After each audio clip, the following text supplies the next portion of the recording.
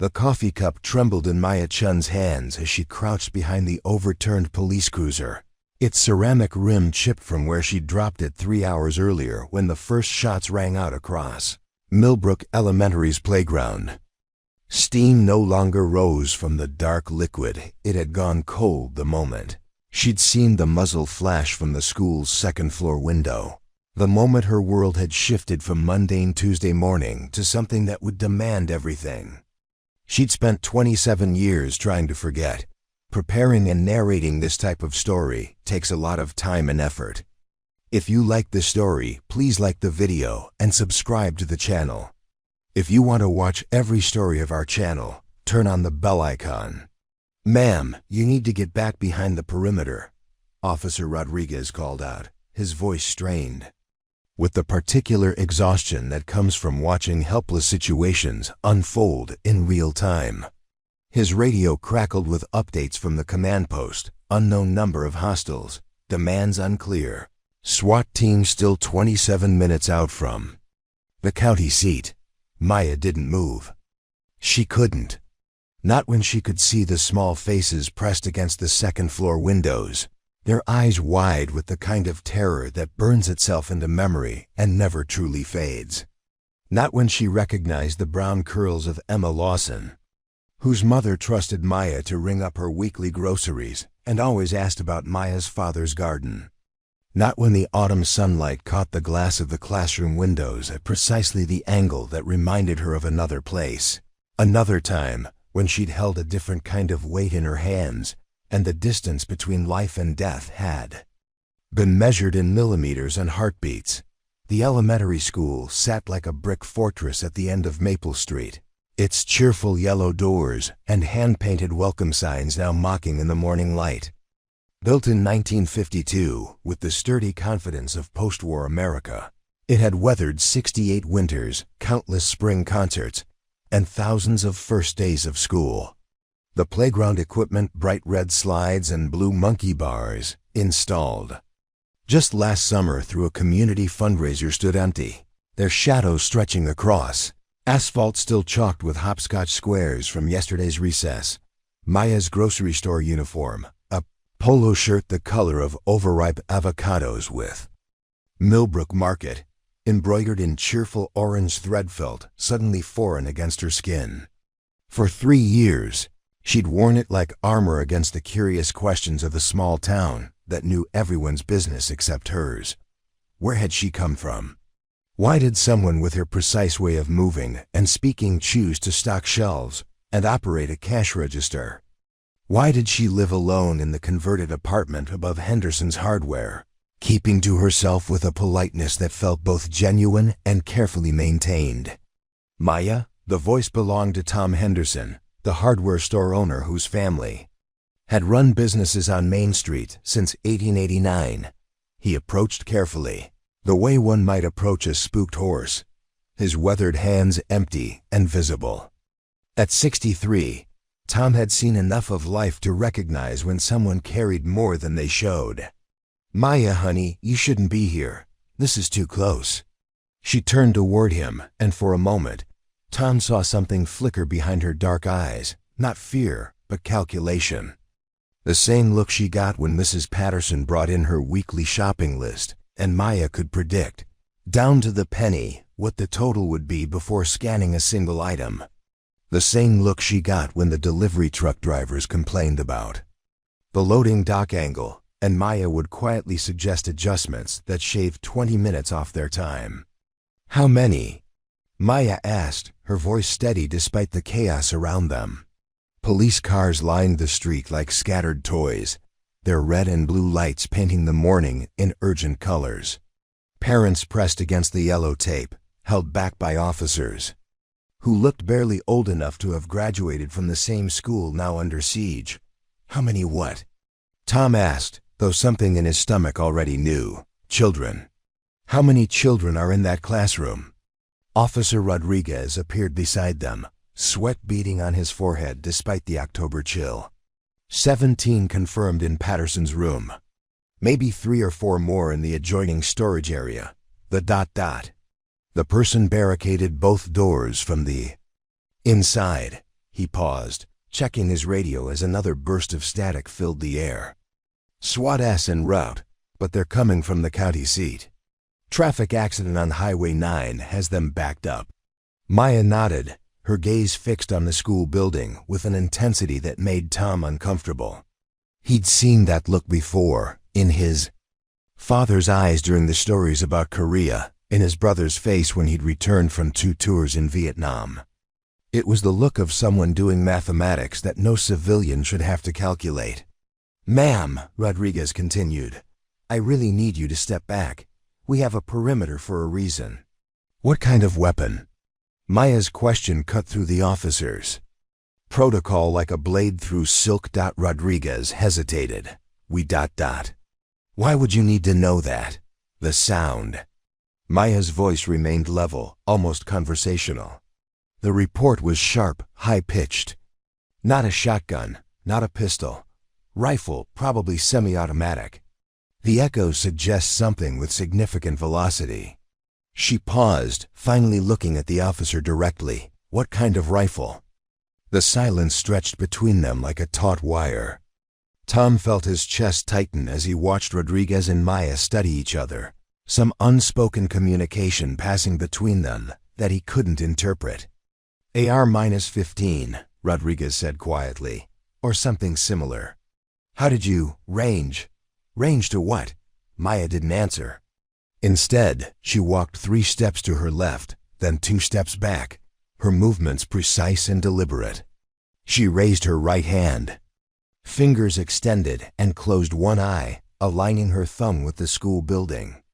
Tom watched, fascinated and disturbed, as she made minute adjustments to her position, as if she were solving a complex geometric problem in 3-dimensional space. "Maya," Tom's voice carried a warning he didn't fully understand. "Maya, what are you doing?" She lowered her hand and turned toward the command post that had been hastily established in the church parking lot across from the school. "I need to speak to whoever's in charge." "Ma'am, I am in charge until the SWAT commander arrives," Rodriguez sighed, but his tone had shifted from authoritative to uncertain. There was something about the grocery clerk's demeanor that didn't fit with her quiet, unassuming reputation in Millbrook. "No," Maya said with quiet certainty. "You're managing the perimeter. Someone else is making the tactical decisions. Someone else is calculating response times and acceptable losses." She met his eyes. "I need to speak to that person." The radio crackled again, and Rodriguez pressed the device to his ear. His face went pale as he listened to the transmission. When he lowered the radio, his hands were shaking slightly. "What is it?" Tom asked, though he wasn't sure he wanted to know.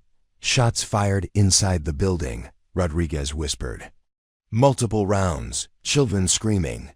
Maya's jaw tightened almost imperceptibly, and she began walking toward the command post with a purposeful stride that suggested she was no longer asking for permission.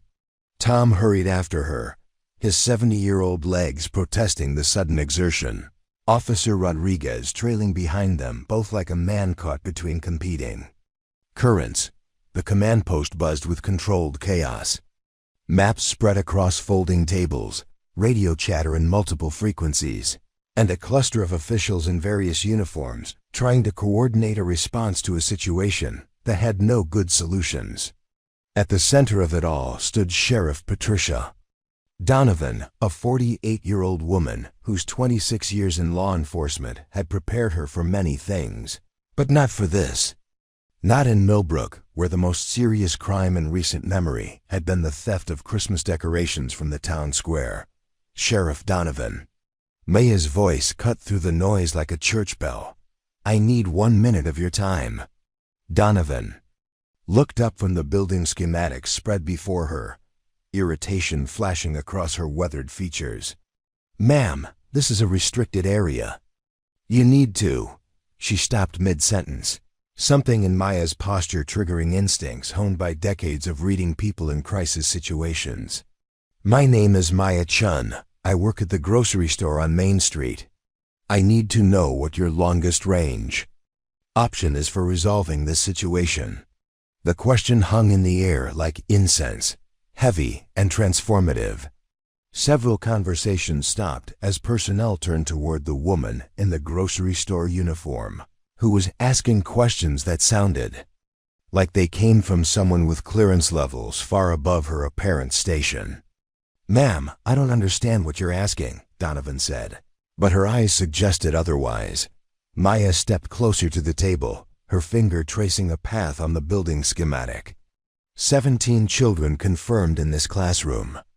Unknown number of perpetrators with high-velocity weapons. SWAT response time 23 minutes, Donovan said automatically, and seemed surprised she'd answered.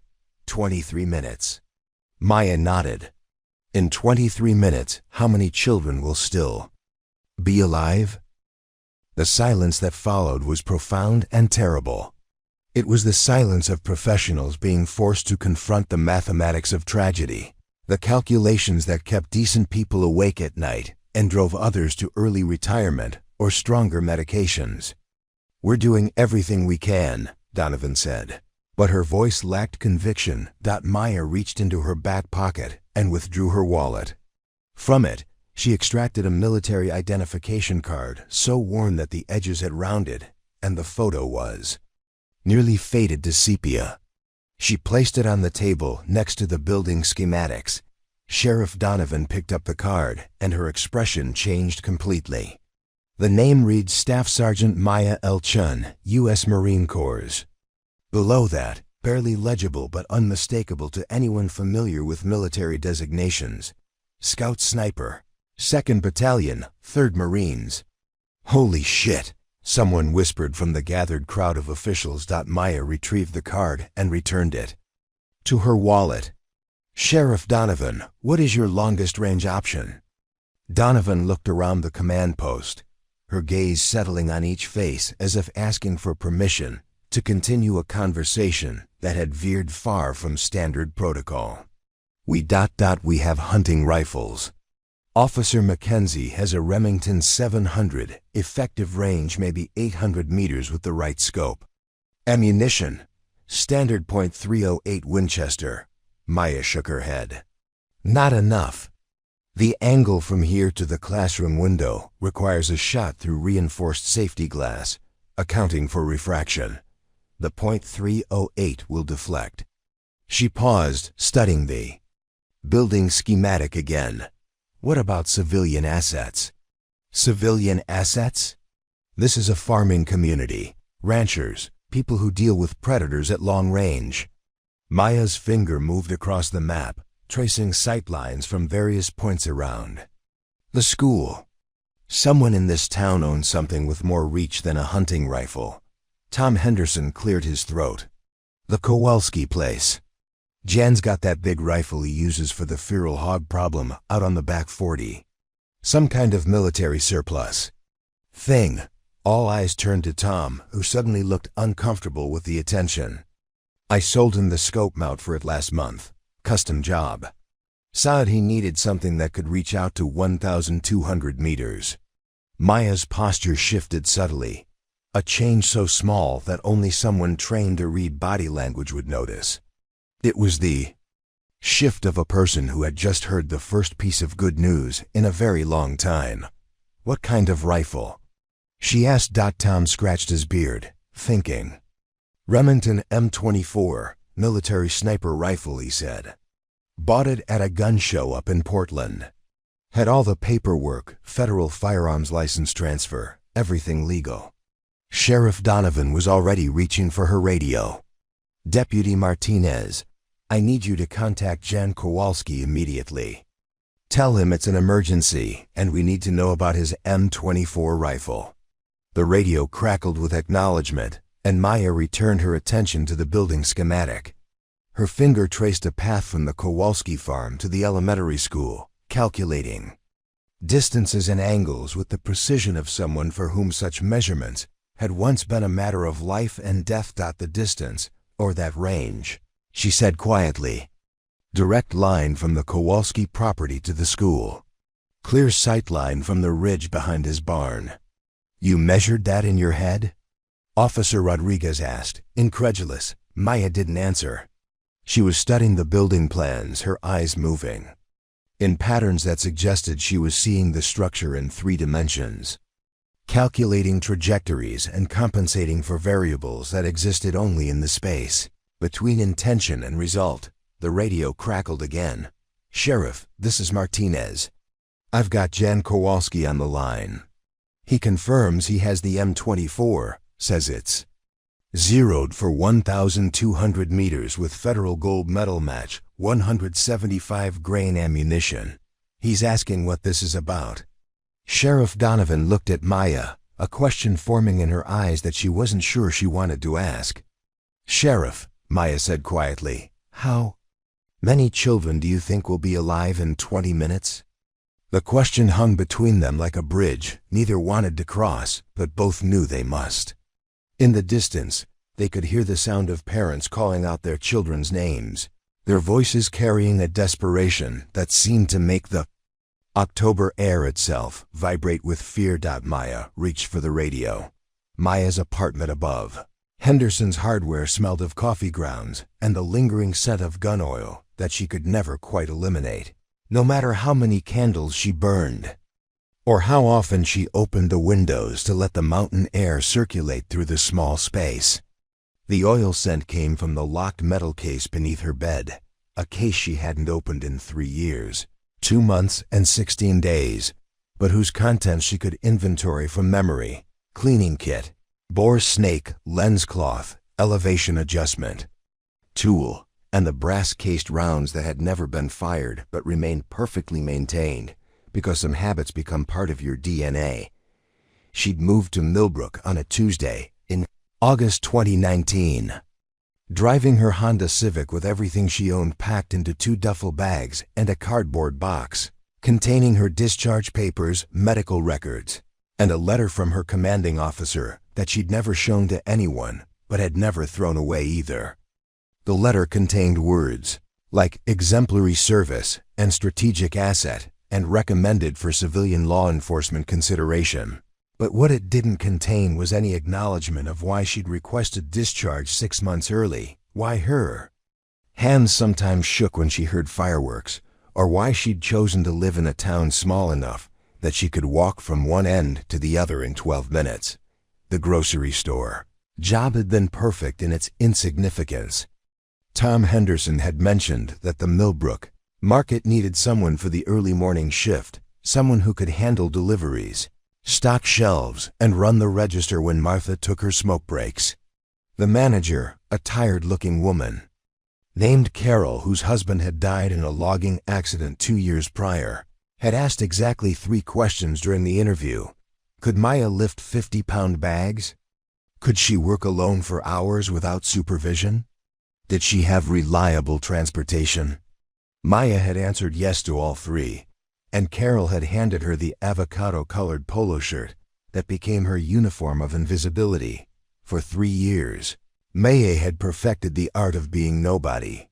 She arrived at work at 5:30 a.m., 30 minutes before the store opened, and spent those quiet moments arranging produce with the precision of someone who found comfort in order. Apples grouped by variety and color. Bananas hung so their curves created pleasing symmetries. Lettuce heads aligned with mathematical precision. The early customers, usually ranchers picking up coffee and supplies before heading out to check on cattle, learned to expect her quiet efficiency and the way she could calculate their totals before they'd finished loading their baskets. "Morning, Maya," they'd say, and she'd respond with a nod and a small smile that seemed genuine because it was, even if it revealed nothing about the calculations running constantly in the background of her mind. Distance from the store entrance to the coffee pot, 18 feet. Number of steps from the register to the emergency exit, 27. Angle of approach for anyone entering through the loading dock, 47 degrees from the main counter. Clear line of sight partially obstructed by the breakfast cereal display. She developed routines that felt like meditation but served dual purposes. Every morning at 6:15, she'd step outside to sweep the front sidewalk, a task that gave her a complete visual survey of Main Street from the bank to the post office. Every Tuesday at 3 p.m., she'd restock the items on the highest shelves.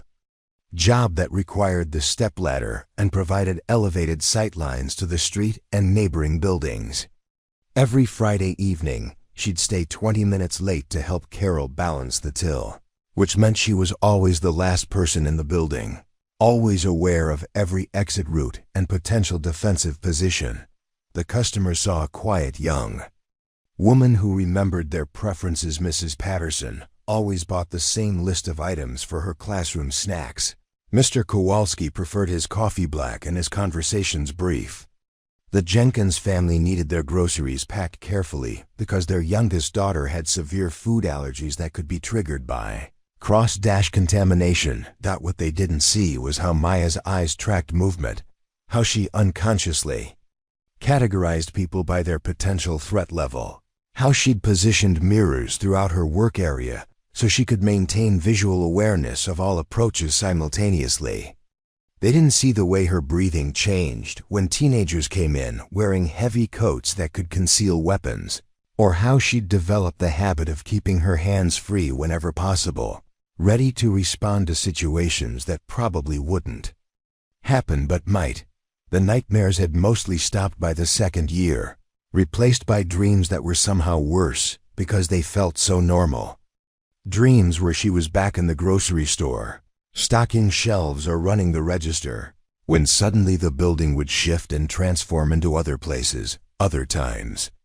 The produce section would become an Afghan hillside, the checkout counter would become an observation post, and the familiar faces of Millbrook residents would become the faces of people she'd known in a different life. People who'd trusted her with their safety and whose trust she'd honored until the day she couldn't anymore. She'd wake from these dreams not with the heart-racing panic of her first year out of the service, but with a profound sadness that seemed to settle into her bones like damp weather. The sadness came from the knowledge that she'd been good at something that mattered, something that required every bit of her intelligence and skill and courage, and she'd chosen to walk away from it because the weight of being responsible for other people's lives had finally become more than she could carry, and because college felt like an abstraction while the recruiter's promises of purpose and precision felt concrete and real. The first time she'd qualified as an expert on the rifle range, scoring 236 out of a possible 250 points, she'd felt something click into place inside her chest, the satisfaction of discovering a talent that felt less like learning and more like remembering. 13 weeks of training that pushed her body and mind beyond limits she hadn't known existed. Learning to read wind patterns like scripture, to calculate the effects of temperature and humidity and altitude on a bullet's trajectory with the precision of a physicist, and the intuition of an artist. The mathematics of long-range shooting had become her meditation and her poetry. The way environmental factors created an equation with human consequences. The way patience and precision could be applied to problems that seemed impossible until they weren't. She'd learned to become part of the landscape, to breathe with the rhythm of the earth itself, to make herself invisible, not through camouflage alone but through the elimination of everything that made her seem human. Movement, sound, the electromagnetic signatures of modern technology. Her first deployment had been to Afghanistan, where she'd spent 7 months providing overwatch for infantry patrols, her scope sight becoming their guardian angel at distances measured in hundreds of meters. She'd learned the weight of other people's lives, the way responsibility could settle into your shoulders like a rucksack that you never set down, even when you were sleeping. The longest shot of her military career had been the distance, or that range, as a Taliban fighter who'd been using a hospital as a sniper's nest, taking shots at a medical convoy trapped in a valley below. Maya had spent 3 hours calculating wind drift and bullet drop, accounting for the thin air at elevation and the heat mirage rising from the rocks. When she'd finally squeezed the trigger, the bullet had traveled for nearly 3 seconds before impact, 3 seconds during which she'd held her breath and thought about the medics pinned down below, about the supplies they were carrying to a village clinic, about the children who would live or die based on whether her mathematics were correct. The shot had been perfect. Textbook, the kind of precision that gets written up in after-action reports and used in training scenarios. But what the reports didn't capture was the moment afterward, when Maya had watched through her scope as other fighters had emerged to carry away their fallen comrade, their faces visible in perfect detail through her magnified optics. Young faces, frightened faces, human faces that looked remarkably like the faces of the Marines she was protecting. That night, she'd written a letter to her mother that she'd never sent, trying to explain the mathematics of taking a life at long range, the way distance could make killing seem abstract until you realized that your scope was powerful enough to see the humanity in your target's eyes. She'd tried to write about the weight of being right, about how precision could save lives and take them with equal measure, about the terrible responsibility of being the person that others trusted to make impossible calculations under impossible pressure. The second deployment had been different. Iraq, different landscape, different war, but the same equation. Maya's skill measured against the lives of the people who depended on her ability to place bullets in exactly the right place at exactly the right time. She'd become legendary among the units she supported, known for shots that seemed impossible until they were accomplished facts. The Marines she protected had started calling her Angel, partly for the way she watched over them from positions they couldn't see, and partly for the way she seemed to anticipate threats before they materialized. But legends are built on success stories, and no one talked about the shots she hadn't taken, the times when her intelligence gathering had been incomplete, or when the risk to civilians had been too high, or when the weight of being responsible for life and death decisions had made her hesitate just long enough for situations to resolve themselves through other means. No one talked about the way that kind of responsibility could accumulate like scar tissue, each decision adding weight until carrying it became a full-time job. The incident that ended her military career had been classified, details buried in files that most people would never see. But Maya remembered every second of it. The intelligence that had placed a high-value target in a specific building, the 3-day stackout in temperatures that reached 118 degrees Fahrenheit, the moment when her target had finally appeared in her scope sight alongside a child who hadn't been mentioned in the briefing. She'd held that shot for 14 minutes, finger on the trigger, breathing controlled, wind reading perfect, mathematics calculated down to the millimeter. 14 minutes of watching a man who had ordered attacks on American forces while he played with a little girl who might have been his daughter, who might have been a neighbor's child, who was definitely innocent of everything except being in the wrong place when history demanded precision. In the end, Maya hadn't taken the shot. She'd maintained overwatch until the target had moved to a position where there was no risk to the child. And then she'd made the kind of shot that gets written up in textbooks on precision marksmanship. Perfect trajectory, perfect timing, perfect result from a tactical perspective. But something had broken in her that day. Some essential connection between her training and her sense of who she was as a person. She'd realized that she'd become too good at something that required her to make decisions that no human being should have to make alone. The mathematics of long-range shooting were precise and reliable, but the mathematics of human worth were infinitely more complex, and she'd finally acknowledged that she was tired of being the person who had to solve those equations under deadline. Pressure. Her request for early discharge had been approved after extensive psychological evaluation and interviews with commanding officers who understood that some kinds of service extract a price that can't be measured in traditional ways. Her discharge papers had been honorable, her service record exemplary, her recommendations for civilian employment enthusiastic. What they hadn't included was any explanation for why someone with her skills would choose to stock groceries in a small town where the most challenging shooting would involve helping ranchers with predator problems. Maya had chosen Millbrook because it was small enough that she could know everyone and everything, isolated enough that her past wouldn't follow her, and quiet enough that she could spend her days on tasks that had clear, simple solutions. Customers needed groceries, deliveries needed to be organized, inventory needed to be managed. The problems had obvious solutions, the stakes were manageable, and no one's life hung in the balance based on whether Maya's calculations were perfect. For 3 years, it had worked. She'd found a kind of peace in the rhythm of ordinary life, in the satisfaction of small tasks completed well, in the gradual accumulation of trust from people who knew her only as the quiet woman, who could predict their grocery totals, and who always had their favorite items in stock. But now, standing in the command post with her military identification card, returned to her wallet, and Sheriff Donovan waiting for her response about the longest range shot available, Maya felt the weight of those 3 years of careful invisibility beginning to dissolve. The skills she'd tried to leave behind were suddenly relevant again. The mathematics she'd hoped never to calculate were demanding her attention, and the faces of children pressed against classroom windows were about to become her responsibility.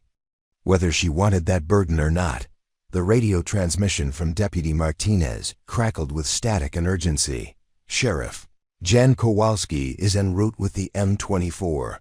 ETA 4 minutes to the command post. He's asking again what this is about, and he sounds pretty shaken up." Maya absorbed this information while studying the building schematics spread before her, her finger tracing potential lines of fire from the elevated position behind Kowalski's barn to various windows of the elementary school. The mathematics were complex but not impossible. The distance, or that range over terrain that included 2 small rises, a creek bed, and a stand of Douglas fir trees that would provide natural concealment, but might create wind disturbances that would affect bullet trajectory. Sheriff Donovan leaned closer, her voice dropping to a whisper that somehow felt more intimate than shouting. "Staff Sergeant Chen, I need to ask you directly. Are you suggesting what I think you're suggesting?" The question hung in the air like smoke, visible to everyone present, but acknowledged by no one. Around the command post, conversations had shifted from professional updates to careful observations of the woman in the grocery store uniform, who had just transformed their understanding of available resources. "I'm suggesting," Maya said quietly, "that you have a tactical asset you weren't aware of. How you choose to deploy that asset is your decision as the incident commander. But you're willing to—" Donovan paused, searching for words that would make the situation less stark. "You're willing to provide technical consultation?"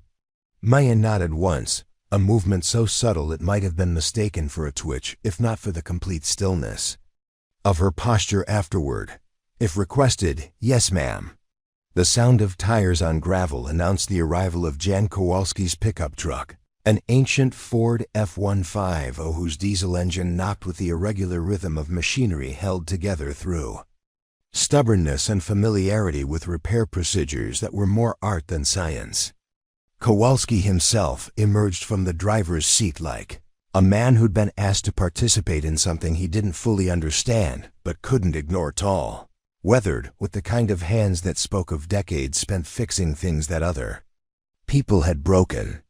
"Sheriff Donovan," he called out, his voice carrying the flat, practical tone of someone who'd learned that questions usually had straightforward answers if you asked them directly enough.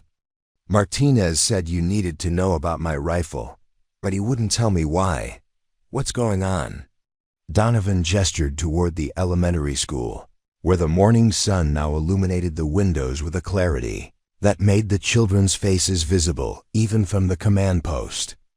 "Jan, we have a situation. Someone with a rifle has barricaded themselves in Mrs. Patterson's classroom with 17 children. SWAT is still 18 minutes out, and we're looking at all available options." Kowalski's expression shifted through several phases: confusion, comprehension, and finally a kind of grim understanding that comes to men who've lived long enough to recognize when circumstances demand actions they'd never imagined taking. "You want to know about my M24? Yes, sir. Specifically, We want to know if you'd be willing to let someone with the appropriate training borrow it for tactical purposes." Jan's gaze moved from the sheriff to the assembled officials, finally settling on Maya with the careful attention of someone trying to solve a puzzle that had too many missing pieces. "And who exactly has the appropriate training?" Maya stepped forward, extending her hand in the kind of direct introduction that bypassed social niceties in favor of establishing facts. "Staff Sergeant Maya Chen, formerly 2nd Battalion, 3rd Marines, Scout Sniper qualified. Mr. Kowalski, I need to know the specifications of your rifle and the last time it was zeroed." The handshake that followed was brief, but telling. Kowalski's grip firm, but not competitive. Maya's steady and completely without the slight tremor that often betrayed nervousness. When their eyes met, Jan saw something that reminded him of his own father, a man who'd served in Korea and who'd possessed the same quality of absolute focus when circumstances required it. "And 24 sniper weapon system," Jan said, his tone shifting to the clipped precision of someone providing technical specifications. "Remington 700 action, military specification. Leupold Ultra M3, a 10x42 scope, mil-dot reticle. Last zeroed 3 weeks ago at the range behind my barn. 100-meter zero with federal gold medal match, 175-grain hollow point boat tail ammunition. Consistently shooting sub-NOAA groups at 800 meters.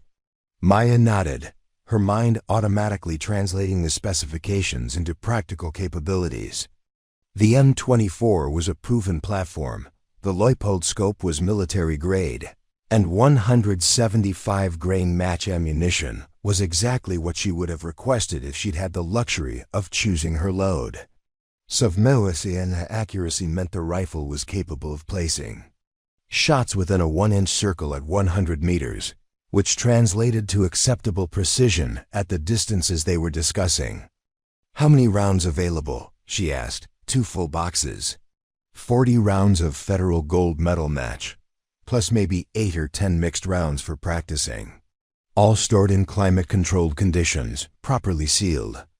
Jan paused, studying Maya's face. "Ma'am, I need to ask, what exactly are you planning to do with my rifle?" The question created a moment of silence that seemed to expand beyond the physical boundaries of the command post. Everyone present understood that they were approaching a line that, once crossed, would transform them from observers of a crisis into active participants in its resolution. The moral weight of that transformation pressed down on the group like humidity before a thunderstorm. "Mr. Kowalski," Sheriff Donovan said carefully, "we're exploring all available options to resolve this situation safely. Staff Sergeant Chen has expertise that might be relevant, but we haven't made any decisions about specific actions." Before anyone could respond, the sharp crack of gunfire echoed across the distance from the elementary school to the command post. The sound was unmistakably that of a high-velocity rifle, and it was followed by the kind of silence that seems to absorb all other sounds. No birds, no traffic, no human voices, just the terrible quiet of a community holding its collective breath. Officer Rodriguez pressed his radio to his ear, listening to rapid transmissions that made his face go pale. When he lowered the device, his voice was barely above a whisper. 3 more shots fired inside the building. Children screaming. Mrs. Patterson's voice identified, but she sounds hurt. Maya felt something shift inside her chest. A mechanical engagement that she recognized from other times when abstract planning had suddenly become concrete action. Her breathing deepened and slowed, her heart rate actually decreased rather than spiking, and her vision seemed to sharpen, until individual details became preternaturally clear. She could see the specific windows of the classroom, could calculate the angle of the afternoon sun and how it would affect visibility, could inventory the environmental factors that would influence a long-range shot, wind speed and direction, temperature differential between the command post and the target area, atmospheric pressure, humidity. "Mr. Kowalski," Maya said, her voice carrying a new authority that made everyone present turn toward her. "I need your rifle, your ammunition, and transportation to the elevated position behind your barn. I also need you to act as my spotter, if you're willing." Jan stared at her for what felt like a full minute, but was probably only seconds. Around them, the controlled chaos of the command post, continued radio chatter, urgent consultations, the distant sound of parents calling their children's names from behind the police tape. But between Maya and Jan, there existed a pocket of stillness where a decision was being made that would affect lives in ways that couldn't be predicted or undone. "You're talking about taking a shot at the distance, or that range," Jan said. "Finally, through a school window, with children in the same room. I'm talking about placing a bullet in exactly the right location to end a situation. That's getting worse every minute that passes," Maya replied. "Mr. Kowalski, how many of those children do you think will be alive when SWAT arrives in 16 minutes? The mathematics of the question were brutal and inescapable. Jan had lived in Millbrook for 43 years, had watched many of those children grow from infants to elementary students, had sold their parents hardware supplies for home improvement projects and farming equipment for livelihood. Emma Lawson's father had bought fencing supplies from the hardware store just last month. Timothy Martinez, Officer Martinez's nephew, was probably in that classroom right now, scared and confused and trusting that adults would find a way to keep him safe. "What would you need from me?" Jan asked. "Range estimation, wind reading, and confirmation of target identification through binoculars. The shot itself I can handle, but I need someone who knows the terrain and can help me account for local weather patterns." Sheriff Donovan stepped forward, her radio in her hand and an expression that suggested she was about to make a decision that would define the rest of her career. "Staff Sergeant Chen, are you requesting permission to attempt a precision shot to resolve this situation?" The formality of the question was important, Maya recognized. Donovan was creating an official record that would document the chain of command and decision-making process that led to whatever happened next. In the aftermath, when investigators and journalists and politicians demanded explanations, there would be transcripts and witness statements showing that proper procedures had been followed, that alternatives had been considered, that no one had acted recklessly or without authorization. "Sheriff Donovan," Maya said, matching the formal tone, "I am requesting permission to attempt a precision interdiction shot using civilian assets, with the understanding that this action carries significant risk, but may represent the best available option given current circumstances and response time constraints." "Permission granted," Donovan said immediately, then keyed her radio. "All units, be advised we are implementing Alternative Protocol 7. I repeat, Alternative Protocol 7 is now active. Maintain current positions and await further instructions." Maya didn't know what Alternative Protocol 7 meant, but she suspected it was law enforcement terminology for something that isn't covered in the standard manual. She turned to Jan Kowalski, who was studying her with the concentrated attention of a man trying to understand how his Tuesday morning had transformed into something that would be remembered for the rest of his life. "Mr. Kowalski, we need to move now. Every minute we delay increases the probability of additional casualties." Jan nodded and headed toward his truck, Maya following with the purposeful stride of someone who had shifted from planning mode to execution mode. Tom Henderson watched them go, his weathered hands clenched into fists as he struggled with the knowledge that he'd provided the information that had set these events in motion.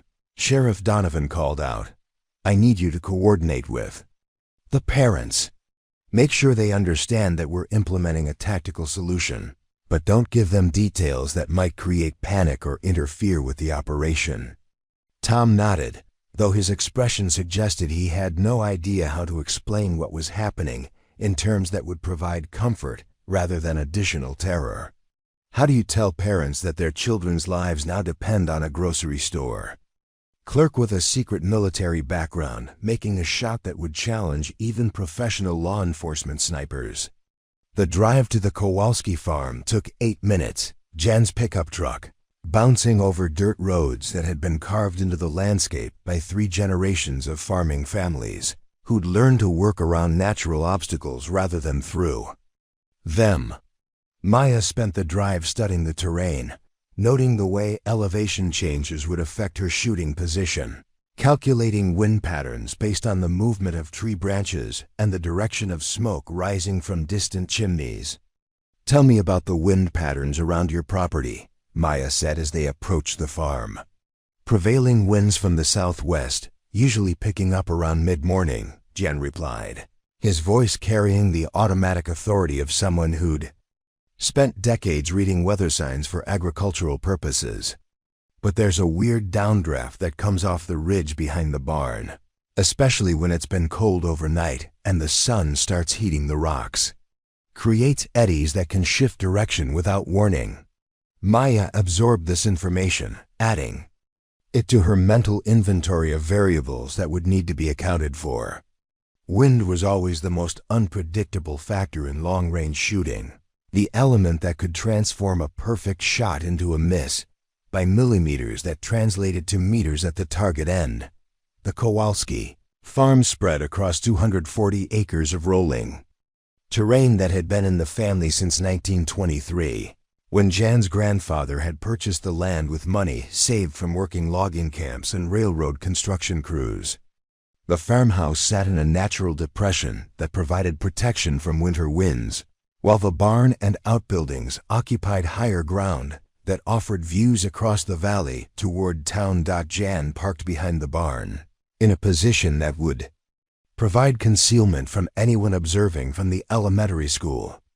Maya emerged from the truck and immediately began studying the shooting position, a natural rock outcropping that provided both elevation and stability, with clear sight lines to the school building the distance or that range away I need to see the rifle, Maya said. Jan unlocked a steel cabinet mounted in the barn's tack room, revealing the M24 sniper weapon system with the kind of reverent care typically reserved for religious artifacts or family heirlooms.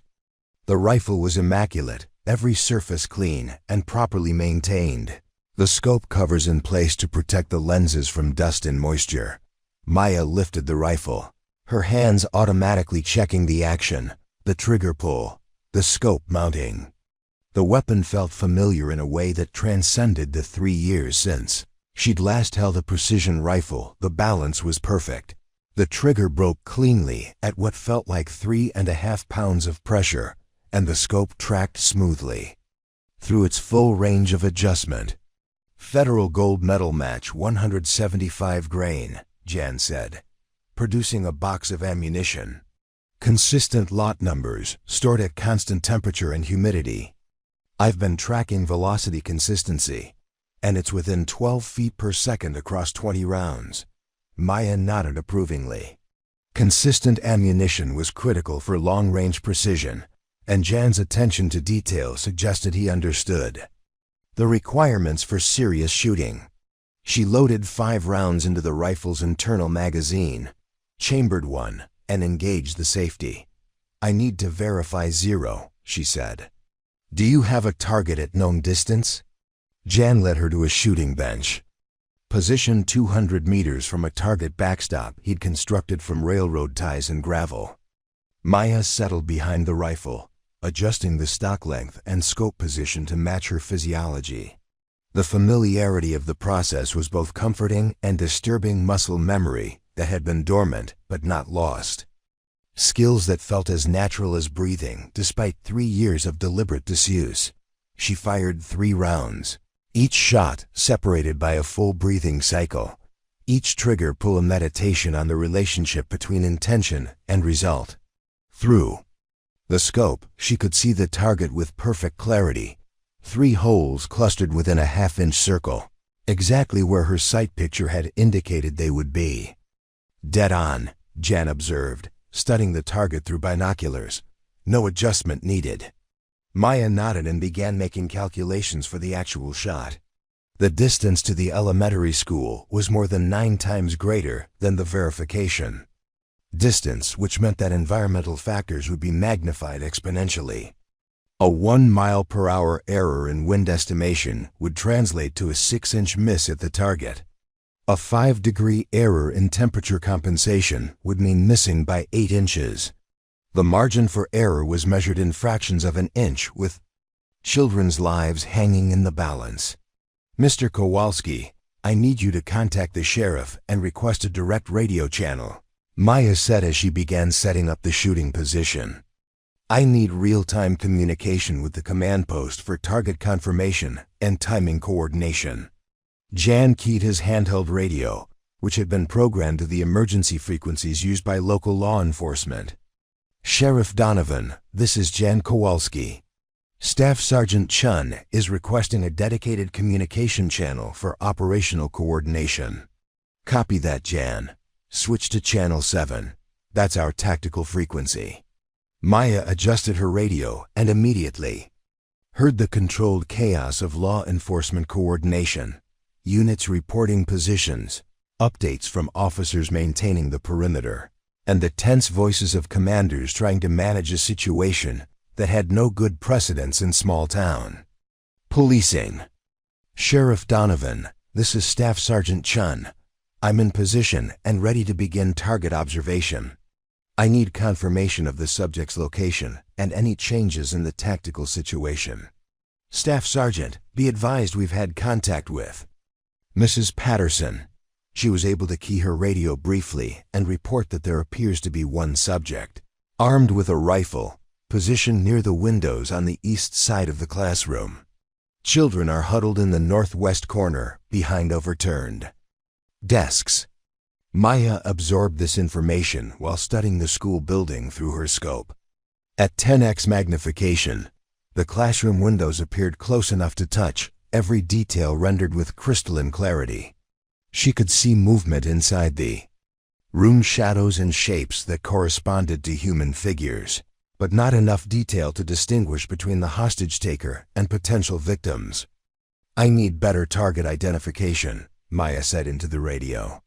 "From this distance, I can see movement but cannot clearly distinguish between the subject and civilians." "Stand by," Donovan replied. "We're working on that."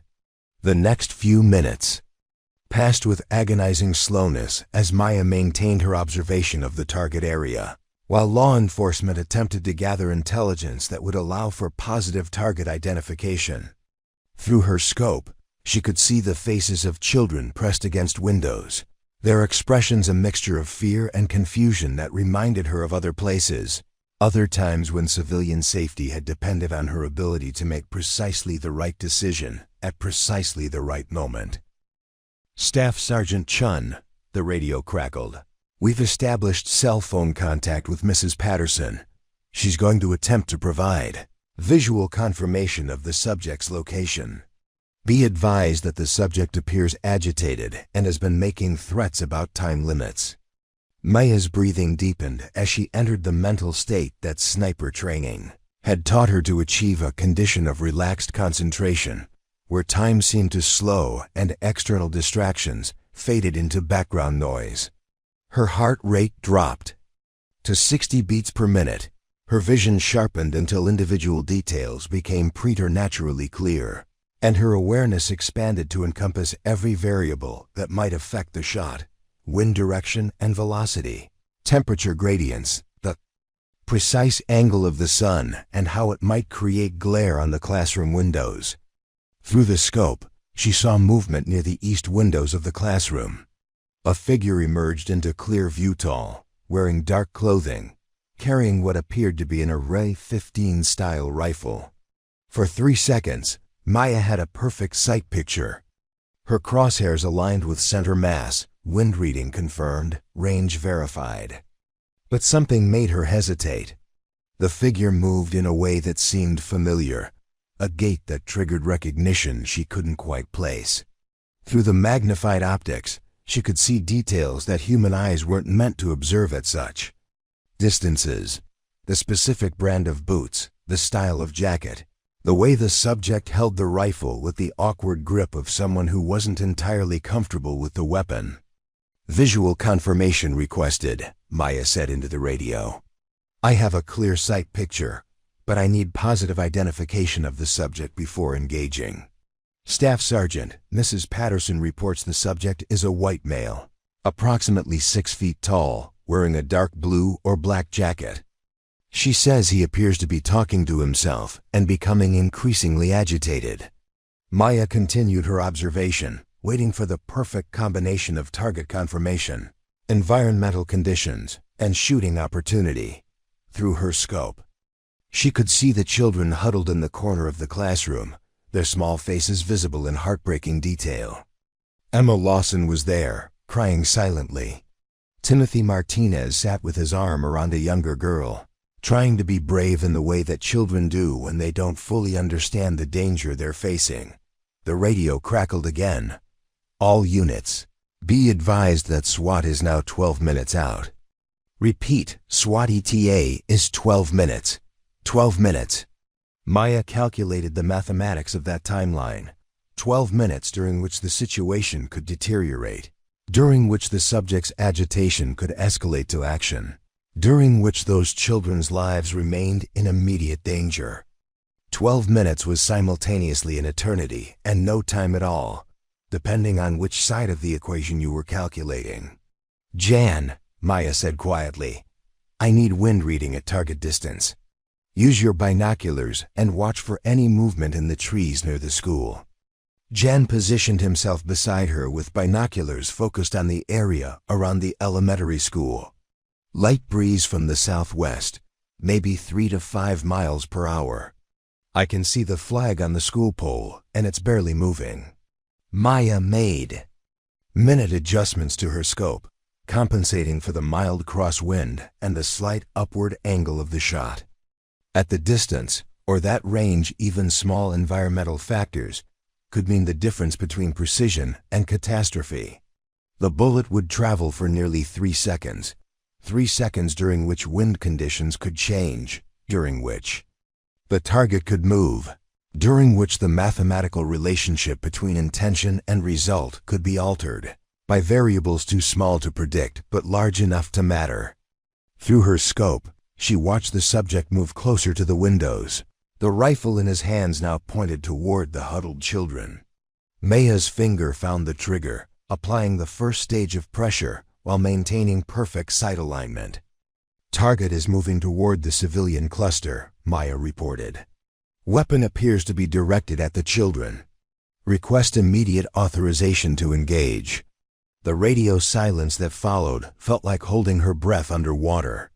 Seconds passed 5, 10, 15 while decisions were made at the command post that would determine whether Maya would take a shot that could save 17 children or miss by inches and create a tragedy that would haunt everyone involved for the rest of their lives. Staff Sergeant Chen, Sheriff Donovan's voice finally came through the radio, carrying the weight of command responsibility and the knowledge that whatever happened next would be her decision to defend. You are authorized to engage the target when you have a clear shot with minimal risk to civilians. Use your best judgment on timing and target confirmation. Maya acknowledged the authorization and returned her full attention to the scope sight. Through the magnified optics, she could see the subject more clearly now, a young man, probably early 20s, with the kind of desperate expression that suggested someone who had passed the point of rational decision-making. His movements were becoming more erratic, his attention shifting between the children and the windows, as if he were trying to decide between different courses of action that would all end badly. The shot presented itself with the sudden clarity of mathematical certainty. The subject moved into perfect position relative to the children, his body silhouetted against the classroom wall in a way that provided clear target definition. Wind conditions were optimal, temperature stable, range confirmed. Maya's breathing slowed to the rhythm that sniper training had burned into her muscle memory, her finger applying steady pressure to the trigger as her crosshairs settled on the precise point that would end the situation with a single shot. But in the instant before the trigger broke, Maya saw something that made her freeze, A second figure moving in the background of the classroom. Someone else who had been concealed behind the overturned desks, but was now visible through her scope. The realization hit her like electricity. There were two subjects, not one, and she only had position on one of them. "Hold, hold, hold," Maya said into the radio, her voice sharp with urgency. "Two subjects confirmed." "Repeat, two subjects in the classroom. Cannot engage without risking civilian casualties." The information transformed the tactical situation completely. Everything they had planned, every calculation Maya had made, every risk assessment that had led to authorizing the long-range shot was now obsolete. One subject with clear sight lines was a problem that precision marksmanship could solve. Two subjects with unknown positions and capabilities was a hostage situation that required entirely different solutions. Through her scope, Maya continued, observing while law enforcement at the command post recalculated their options with the new intelligence. The second subject appeared to be younger than the first, moving with the jerky uncertainty of someone operating on adrenaline and poor planning rather than tactical knowledge. But young and inexperienced could be just as dangerous as trained. And competent, especially when weapons were involved and children were present. "Staff Sergeant Chen," the radio crackled, "maintain overwatch and continue reporting. We're reassessing the situation with the new intelligence about multiple subjects." Maya settled in for what she recognized would be a longer engagement. Her scope trained on the classroom windows while her mind calculated new variables and possibilities. The mathematics of the situation had become more complex, but the fundamental equation remained the same. Precision applied at exactly the right moment could mean the difference between 17 children going home to their families or 17 funerals that would tear apart a community that had never imagined itself as the setting for this kind of tragedy. The second subject's identity became clear to Maya through her scope in a moment that felt like stepping through ice into freezing water. The younger figure moved into better lighting near the classroom windows, and Maya could see his face with the terrible clarity that only high-powered optics can provide at such distances. It was Danny Hendricks, 17 years old, who worked part-time at the grocery store stocking shelves on weekends and after school. Danny, who always said "yes ma'am" and "no ma'am" when Maya gave him instructions about proper inventory rotation. Danny, whose mother Patricia worked at the bank and who worried constantly about her son's social awkwardness and struggles to fit in with his classmates. Danny, who had been saving money from his grocery store job to buy a car, who had asked Maya just 3 weeks ago about the best way to calculate compound interest on a savings account. Maya's finger remained on the trigger, but her mind reeled with the implications of this revelation. Through her scope, she could see Danny holding what appeared to be a handgun, his movements displaying the same nervous energy she'd observed when he was learning to operate the store's inventory scanner. He was following the lead of the older subject, whose identity she still couldn't confirm, but his body language suggested confusion rather than malicious intent. "Command, this is Chen," Maya said into the radio, her voice carefully controlled. "I have positive identification on the second subject. It's Danny Hendricks, 17 years old, local resident. He works part-time at the grocery store where I'm employed." The radio silence that followed was profound and loaded with implications that everyone understood, but no one wanted to articulate. A hostage situation involving an unknown adult was one kind of tragedy. A hostage situation involving a local teenager, someone's son, someone's co-worker, someone who was known and recognized and cared about by the community, was an entirely different kind of nightmare. "Staff Sergeant Chen," Sheriff Donovan's voice finally came through the radio. "Do you have any insight into the subject's mental state or motivations based on your previous interactions?" Maya considered the question while maintaining her observation through the scope. Danny's behavior at work had always been somewhat unusual: intense focus on small details, difficulty with social interactions, a tendency to become frustrated when routines were disrupted. But these were personality traits, not warning signs of violence. He'd never exhibited aggression, never made threatening statements, never displayed interest in weapons or violence. Negative on previous indicators of violent behavior, Maya reported. Subject has always been cooperative and non-threatening in work environments.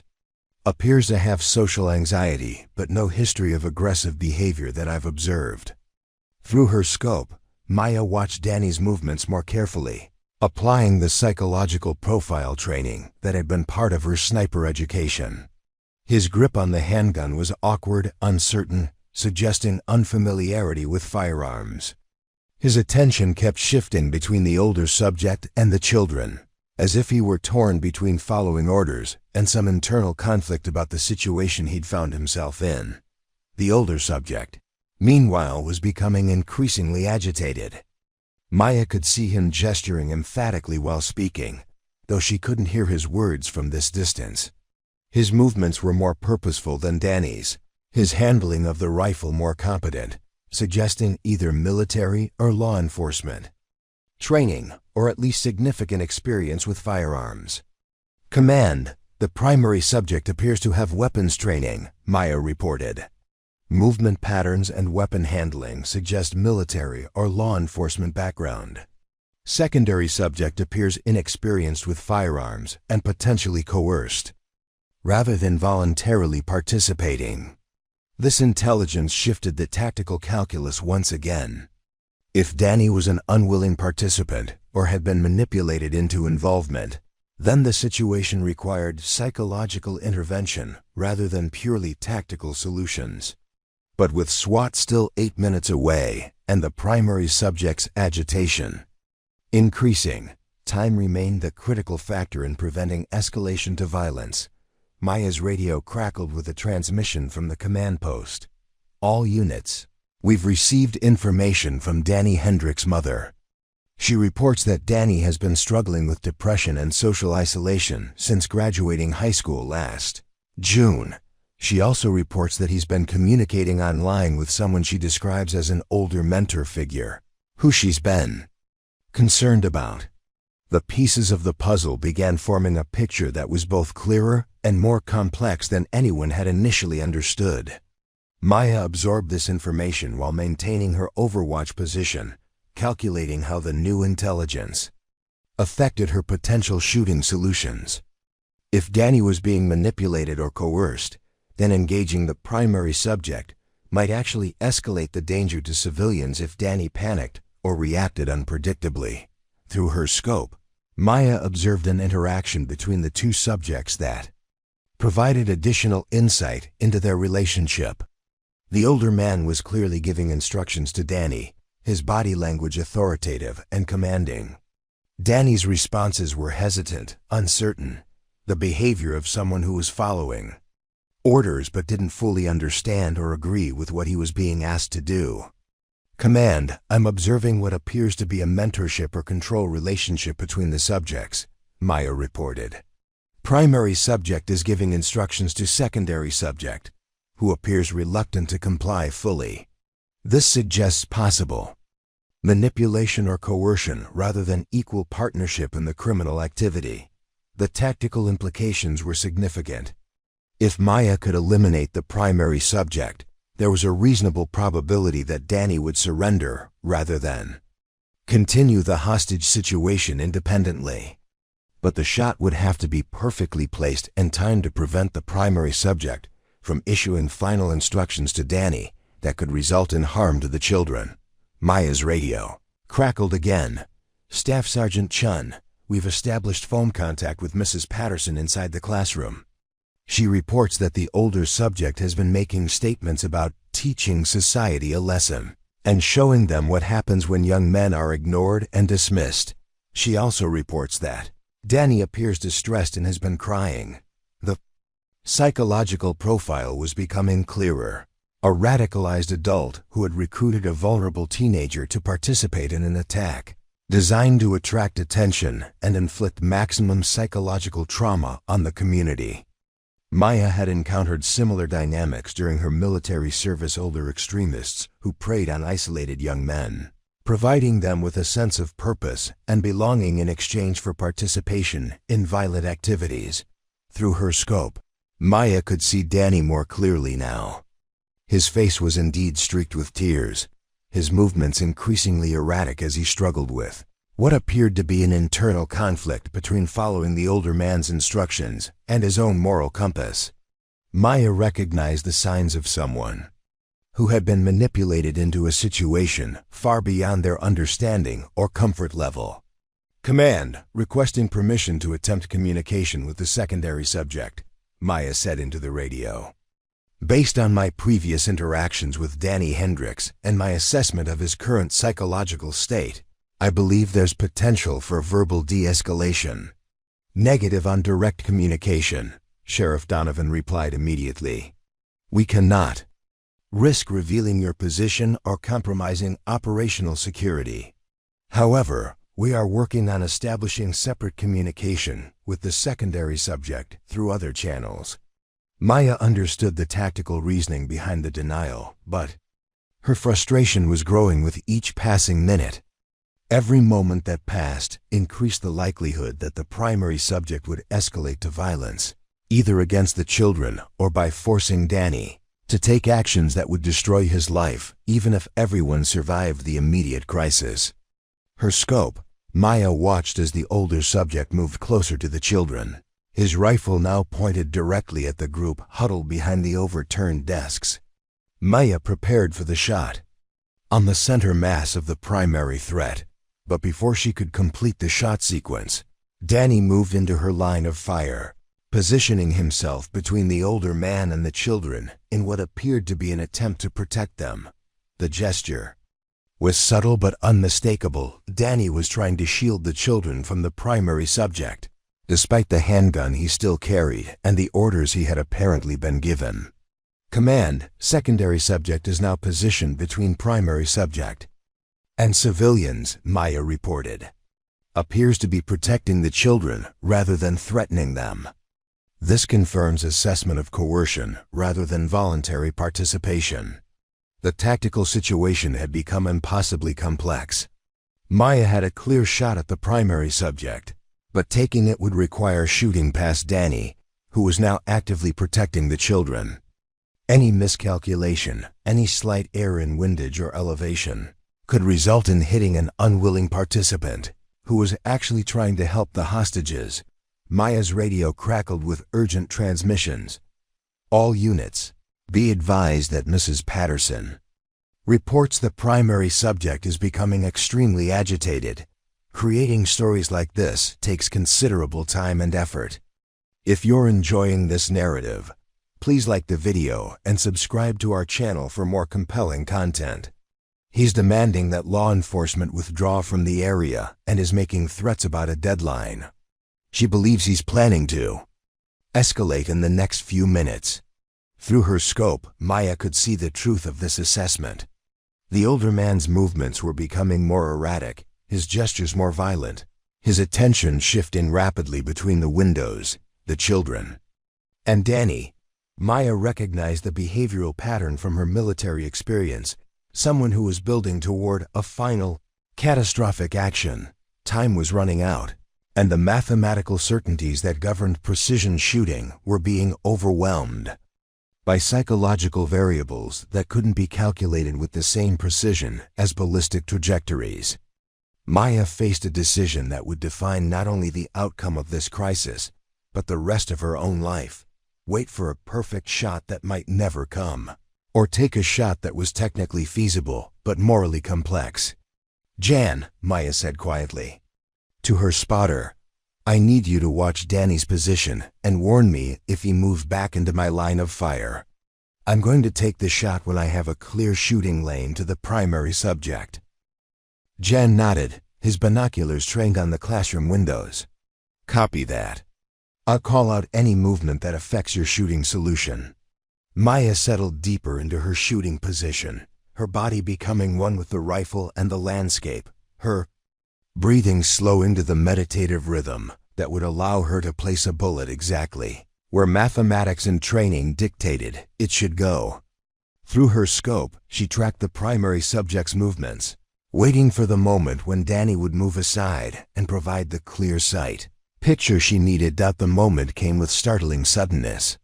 The older man stepped toward the windows, apparently to check on law enforcement positions outside the building, and Danny moved in the opposite direction to comfort one of the younger children who had begun crying louder. For perhaps 3 seconds, Maya had an unobstructed view of the primary threat, perfect environmental conditions, and the moral certainty that came from knowing that 17 children's lives depended on her ability to do exactly what she had been trained to do. Maya's finger applied the final pressure to the trigger, her crosshairs aligned with the center mass of the subject who had created this nightmare. Her breathing stopped in the moment between decision and consequence. The rifle fired with the sharp crack that she remembered from thousands of training rounds and dozens of operational shots, the recoil driving straight back into her shoulder as the bullet began its 2.8-second journey across the distance. Or that range of Montana countryside. Through her scope, Maya watched the bullet's impact with the detached precision of a professional observer.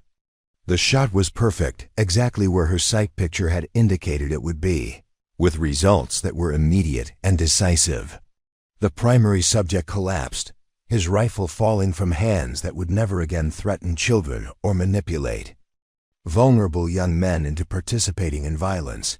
But Maya's attention was already shifting to Danny, whose reaction to the sudden end of his mentor's control would determine whether the crisis was truly over or entering a new and potentially more dangerous phase. Through her scope, she could see Danny's face clearly: shock, confusion, relief, and terror all competing for expression as he tried to process what had just happened. "Target down," Maya reported into the radio, her voice carrying the professional calm that sniper training had programmed into her responses. "Primary subject neutralized. Secondary subject appears unharmed, but in psychological shock. Children appear physically unharmed." The radio exploded with transmissions as law enforcement coordinated the next phase of the operation, securing the scene, evacuating the children, providing medical attention to anyone who needed it, and beginning the complex process of understanding how a Tuesday morning in Millbrook, Montana, had become a defining moment in the community's history. Maya maintained her overwatch position, watching through her scope as Danny carefully placed his handgun on the floor and raised his hands above his head. She could see his lips moving, probably calling out to law enforcement that he was surrendering, that he wanted the nightmare to end as much as anyone else involved. "Jan," Maya said quietly, "it's over." Jan lowered his binoculars and looked at Maya with an expression that combined respect, sadness, and something that might have been awe. That was the longest shot I've ever seen anyone make. Under those conditions, with that much at stake. Maya began the process of making her rifle safe, engaging the safety and removing the remaining ammunition from the chamber and magazine. The technical aspects of the shot had been well within her capabilities, but the human cost of having to use those capabilities again would require time to process fully. "Jan, I need you to contact the sheriff and request that SWAT take over." "Scene security," Maya said. "I also need to know about counseling resources for Danny and the children. This kind of trauma requires immediate professional intervention." As law enforcement officers entered the elementary school and began the careful process of evacuating 17 children who would carry this experience with them for the rest of their lives, Maya Chen remained in position behind the Kowalski barn, watching through her scope as a community began the long process of healing from a wound that had been inflicted by evil but ended by precision, applied with careful judgment and steady hands.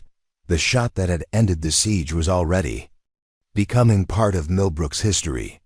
But Maya knew that the real story was just beginning, the story of how a community recovers from trauma, how children learn to feel safe again, and how a woman who had tried to leave her military past behind discovered that some skills are too important to abandon completely.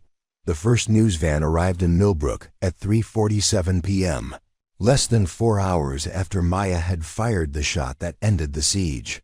By evening, satellite trucks lined Main Street like a mechanical invasion, their telescoping. Antennas reaching toward a sky that had never been asked to broadcast tragedy from this particular corner of Montana. Maya watched the media circus unfold from her apartment window, noting the practiced efficiency with which reporters established positions that would provide the most dramatic backdrops for their broadcasts about the grocery clerk who had made an impossible shot to save 17 children. She had given exactly one statement to Kofa, Sheriff Donovan, in the immediate aftermath, a precise recounting of her observations and actions that would become part of the official record. When investigators from the FBI and Montana Department of Justice arrived that evening, Maya provided the same information with the same professional detachment, answering their questions about ballistics and tactical decision-making while deflecting inquiries about her personal motivations or emotional state. Staff Sergeant Chen, Agent Rebecca Martinez, had said during the debriefing, "You understand that this incident will likely receive significant media attention. Are you prepared for the level of scrutiny that comes with this kind of public recognition?" Maya had considered the question while studying the agent's face, noting the careful way she phrased her words to suggest both concern and warning. Agent Martinez, "I've spent 3 years in this community, building a life based on privacy and routine work. I have no interest in public recognition or media attention. I simply want to return to that life as quickly as possible." But even as she spoke the words, Maya knew they represented a hope rather than a realistic expectation. The mathematics of media attention were as precise and unforgiving as the ballistics that had ended the siege. A grocery clerk with secret military training who had made a 1,847-meter shot to stop a school hostage situation was exactly the kind of story that would capture national attention and resist all attempts at privacy or anonymity. The children were released to their families after extensive medical and psychological evaluation, each one accompanied by counselors who would help them process an experience that no child should have to endure. Maya watched through her window as parents embraced their sons and daughters with the desperate relief of people who had spent hours calculating the probability of loss and discovering, instead, the mathematics of gratitude. Emma Lawson's mother knocked on Maya's door at 8:30 p.m., carrying a casserole dish and wearing an expression that combined exhaustion with determination. "Maya, I hope you don't mind me coming by, but I needed to thank you personally. Emma told me that she could see you through the classroom window, that somehow she knew you were going to help them." Maya accepted the casserole and invited Mrs. Lawson inside, noting how the woman's hands shook slightly as she spoke and how her eyes kept returning to Maya's face as if trying to reconcile the quiet grocery clerk she knew with the person who had saved her daughter's life. "Mrs. Lawson, Emma was very brave today," Maya said. "All of those children showed remarkable courage under circumstances that would challenge most adults. But you ... Mrs. Lawson paused, searching for words that could encompass what Maya had done. "You saved them. You saved my little girl." "How? Do I thank someone for that?" The question hung between them like a bridge neither knew how to cross. Maya understood that Mrs. Lawson needed to express gratitude that was too large for normal social conventions, but she also knew that accepting too much credit would distort the reality of what had happened. The shot had been technically challenging, but well within her capabilities. The real heroism had belonged to Mrs. Patterson, who had risked her own safety to protect her students, and to Danny Hendricks, who had found the courage to defy his manipulator's instructions when it mattered most. "Mrs. Lawson, I'm just grateful that everyone is safe," Maya said. "That's what matters, that Emma and all of her classmates get to go home to their families tonight." Over the following days, Maya discovered that her hope for privacy was indeed unrealistic. Reporters tracked down her military service record, her discharge paperwork, and interviews with former commanding officers who spoke glowingly about her capabilities and character. The story that emerged was more complex than the simple narrative of heroism that most media outlets preferred. But it was compelling enough to sustain interest far beyond the typical news cycle. Danny Hendricks was charged as a juvenile with multiple felonies related to the hostage situation, but the psychological evaluation ordered by the court revealed the extent to which he had been manipulated and coerced by Marcus Webb, the 34-year-old primary subject whom Maya had eliminated with her precision shot. Webb's online communications with Danny showed a pattern of radicalization that had begun 6 months earlier, preying on Danny's social isolation and depression to recruit him for an attack designed to maximize trauma and media attention. Maya testified at Danny's competency hearing, describing her observations of his behavior during the crisis and her assessment that he had been protecting the children rather than threatening them. Her testimony carried significant weight because of her military background and her previous relationship with Danny as his supervisor at the grocery store. "Your Honor," Maya said from the witness stand, "Danny Hendricks was a reliable employee who showed no signs of violent tendencies during the time I worked with him. His actions during the hostage situation, particularly his positioning himself between the primary perpetrator and the children, suggest that he retained his moral compass despite being manipulated into participation." The judge sentenced Danny to 2 years in a juvenile rehabilitation facility with mandatory psychological counseling and community service upon release. It was a sentence that acknowledged both his participation in the crime and the circumstances that had led to that participation, offering a path toward rehabilitation rather than purely punitive consequences. Maya attended the sentencing hearing, sitting in the back of the courtroom where she could observe without becoming part of the spectacle.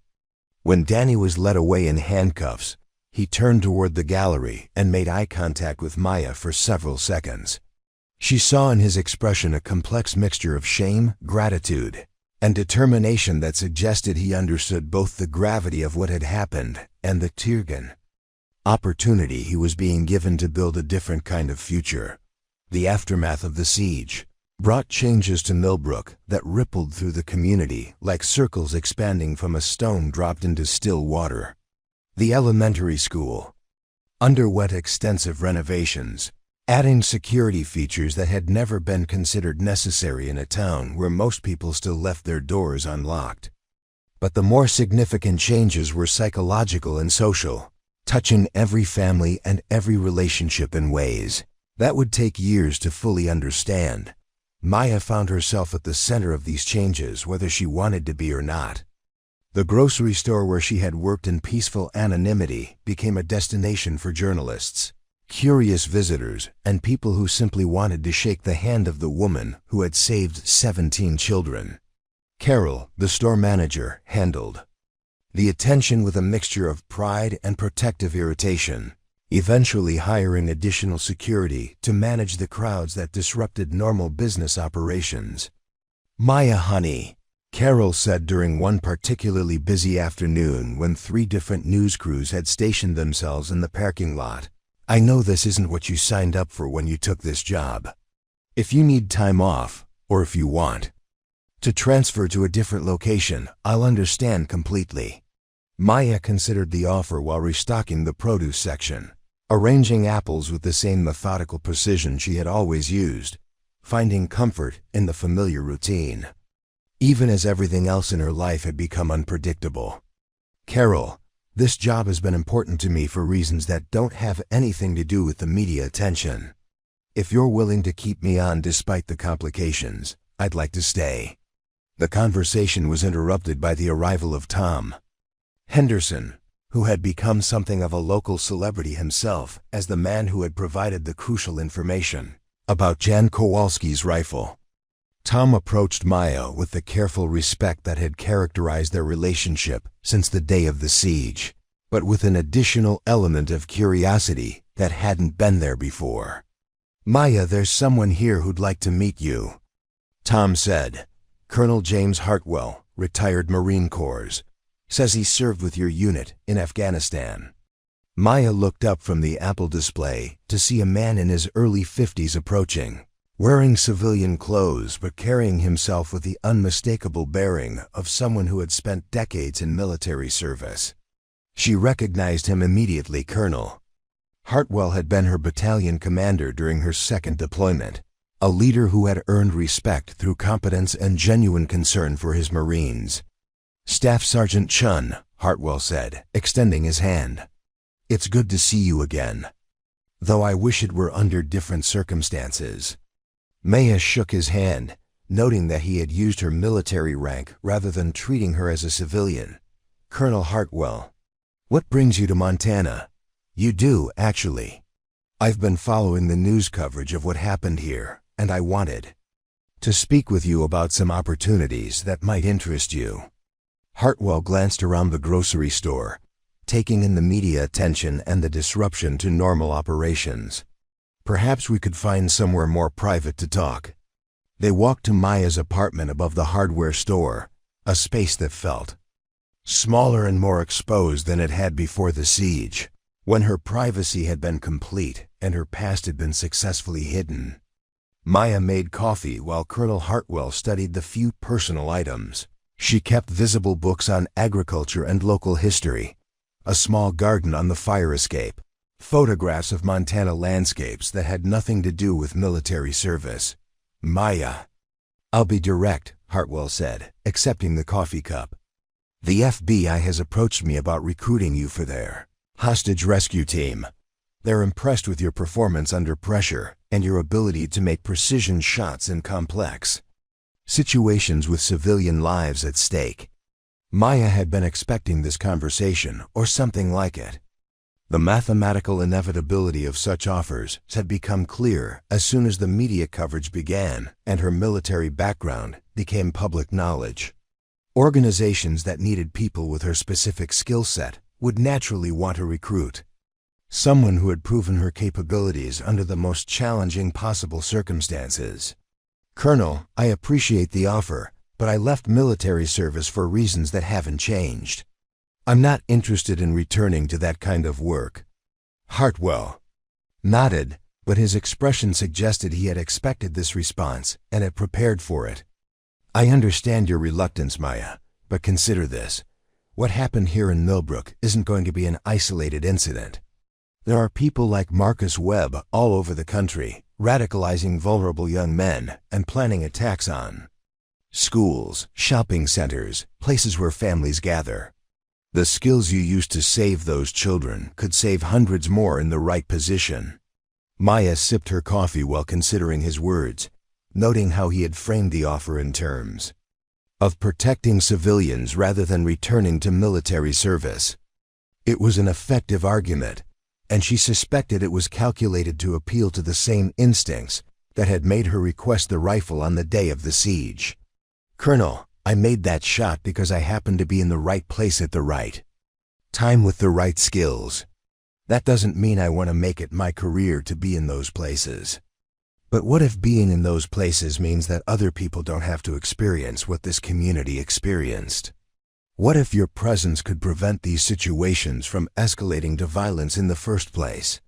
The argument was compelling, and Maya recognized the truth in it. But she also recognized the weight that would come with accepting such responsibility, the way that kind of work could consume a person's entire identity and leave no room for the quiet life she had built in Millbrook. I need time to think about it, Maya said finally. Hartwell left his contact information and departed, but his visit marked the beginning of a series of similar conversations. Over the following weeks, Maya received offers from law enforcement agencies, private security companies, and military contractors, all seeking to recruit someone with her proven capabilities. Each offer came with generous compensation packages and assurances that her work would be meaningful and important. Maya declined them all, but the process of declining forced her to articulate to herself why she had chosen to leave military service, and why she wanted to remain in Millbrook despite the complications that came with her newfound notoriety. The reasons were complex and personal, rooted in her understanding of her own psychological limits and her desire to be defined by more than her ability to place bullets precisely where they needed to go. 3 months after the siege, Maya was approached by Patricia Donovan, who had been promoted to chief of police following her handling of the crisis. Donovan's offer was different from the others Maya had received, more personal and more directly connected to the community that had become her home. "Maya, I'd like you to consider joining our department as a tactical consultant," Donovan said during a meeting in her office that overlooked Main Street. "Not full-time law enforcement, but someone who could provide training and expertise for situations that require specialized skills." Maya studied the police chief's face, noting the careful way she had phrased the offer to avoid the military terminology that might trigger Maya's resistance to returning to that kind of work. What would that involve specifically? Training our officers in precision shooting techniques, developing protocols for long-range tactical situations, and serving as a consultant if we ever face another crisis like the one at the elementary school. Donovan paused, then added, "Most importantly, helping us understand how to recognize and intervene in radicalization situations before they escalate to violence." The offer appealed to Maya in ways that the federal positions had not. Working with local law enforcement would allow her to remain in Millbrook while using her skills to protect the community that had become her home. It would also provide opportunities to prevent situations like the siege rather than simply responding to them after they had already developed into crises. "Chief Donovan, I'd be interested in discussing the details of such a position." The negotiations took several weeks, but eventually Maya accepted a part-time consulting position that allowed her to maintain her work at the grocery store while providing specialized training and expertise to the Millbrook Police Department. The arrangement satisfied her desire to remain grounded in civilian life while acknowledging that her military skills had value beyond their capacity for violence. Maya's first official act in her new role was to develop a training program for recognizing signs of radicalization in young men, drawing on her observations of Danny Hendricks and her understanding of the psychological manipulation that had led to his involvement in the siege. The program emphasized early intervention and community-based support systems rather than purely law enforcement responses. The program attracted attention from other small towns and rural communities that faced similar challenges with isolated young men and online radicalization. Maya found herself traveling throughout Montana and the surrounding states, training law enforcement officers and community leaders in recognition and intervention techniques. 6 months after the siege, Danny Hendricks was released from juvenile detention to a halfway house in Billings, where he would complete his sentence while receiving continuing psychological counseling and vocational training. Maya had maintained limited contact with his family during his incarceration, providing character references and supporting their efforts to understand and address the factors that had made Danny vulnerable to manipulation. Danny's release was covered by local media, but the story that emerged was one of rehabilitation and second chances rather than continued criminality. The psychological intervention he had received during his detention had been extensive and effective, helping him understand how he had been manipulated while taking responsibility for his choices and their consequences. Maya was present at the community meeting where Danny made his first public statement since the siege. A carefully prepared speech that acknowledged his role in the trauma while expressing his commitment to making amends through community service and continued therapy. "I want everyone to know that I understand the harm I caused," Danny said, his voice steady despite his obvious nervousness. "I was confused and angry and looking for someone to blame for problems that were really my own responsibility. Marcus Webb gave me a target for that anger, but he also gave me weapons and a plan that could have hurt people I care about." Danny's eyes found Maya in the audience, and he addressed his next words directly to her. "Staff Sergeant Chen, I know that you could have shot me that day instead of Marcus. The fact that you didn't The fact that you saw something in me worth saving has been the most important thing in my recovery. I'm going to spend the rest of my life trying to be worthy of that decision." The meeting marked a turning point in Millbrook's healing process, transforming Danny from a symbol of the community's vulnerability into evidence of its capacity for forgiveness and rehabilitation. Maya's role in that transformation, her decision to distinguish between the manipulator and the manipulated, her testimony on Danny's behalf, her support for his family became part of the larger story of how a community recovers from trauma. 1 year after the siege, Maya stood in the renovated classroom where 17 children had huddled behind overturned desks while she calculated wind speed and bullet trajectory from the distance, or that range away. The room had been completely redecorated, with new furniture and bright artwork that bore no resemblance to the crime scene. She remembered from her scope sight. Mrs. Patterson had returned to teaching after taking a semester off for counseling and recovery, and her classroom was once again filled with the sounds of children learning and playing and growing. "Maya, thank you for coming," Mrs. Patterson said, greeting her at the classroom door. "The children wanted to show you their projects." The projects were essays and drawings about heroes and community helpers, assignments that had grown out of discussions about the day when their teacher and a grocery store clerk had worked together to keep them safe. Maya walked among the displays, reading carefully written descriptions of firefighters and doctors and police officers, but also farmers and teachers and store clerks who served their community in quieter, but equally important ways.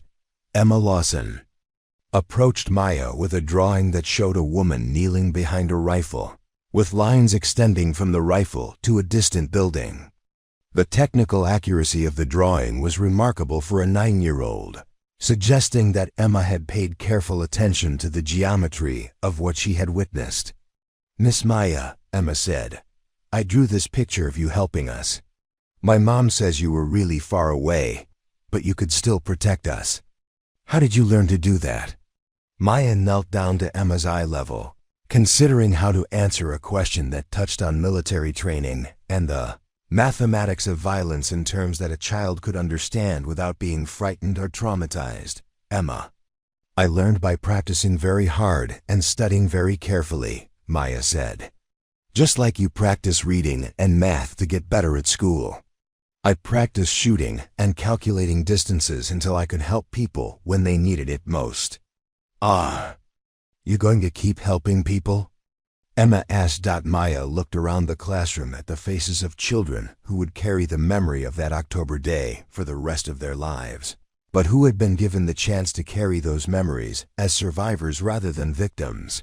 She thought about Danny Hendricks, working at a community center in Billings and helping other young men recognize and resist online manipulation. She thought about the law enforcement officers throughout Montana who were learning to identify radicalization before it led to violence. "Yes, Emma," Maya said. "I'm going to keep helping people, just maybe not from quite so far away next time." The laughter that followed was warm and genuine, the sound of children who had learned that even in their darkest moments, there were adults who would do whatever it took to keep them safe. It was the sound of a community that had discovered its own resilience, its capacity to transform trauma into wisdom and fear into determination. As Maya left the elementary school that day, she passed the memorial that had been erected near the playground, a simple stone marker that bore the names of all 17 children who had been in Mrs. Patterson's classroom on the day of the siege, along with an inscription that read, "Protected by precision, healed by community." The memorial served as a reminder not just of what had happened, but of what hadn't happened because people had chosen to act rather than wait, to risk rather than regret, to use their skills in service of others rather than keeping them safely hidden. Maya's own name was not on the memorial, which was exactly how she preferred it. The real heroes of that day had been the children who had stayed calm under unimaginable pressure, the teacher who had risked her life to protect her students, and the community that had come together in the aftermath to heal rather than harbor resentment. Maya had simply applied her training to a situation that demanded precision, contributing one essential element to a complex equation that had required many people working together to solve. The grocery store remained her primary employment, though her hours had been reduced to accommodate her consulting work with law enforcement. She still arrived at 5:30 a.m. to arrange produce and stock shelves, still calculated customers' totals before they finished shopping, still found peace in the routine tasks that connected her to the community she had chosen as her home. But now her work included different kinds of calculations, analyzing threat assessments from other communities, developing training protocols for rural law enforcement, and teaching officers to recognize the signs that indicated when mathematical precision might be required to save lives. It was work that honored both her military training and her commitment to civilian life, allowing her to serve without sacrificing the privacy and normalcy that had drawn her to Millbrook in the first place. Maya Chen had spent 3 years trying to become nobody, and in many ways she had succeeded. She was still the quiet woman who stocked groceries and lived alone above the hardware store, still someone who preferred routine to excitement and privacy to recognition.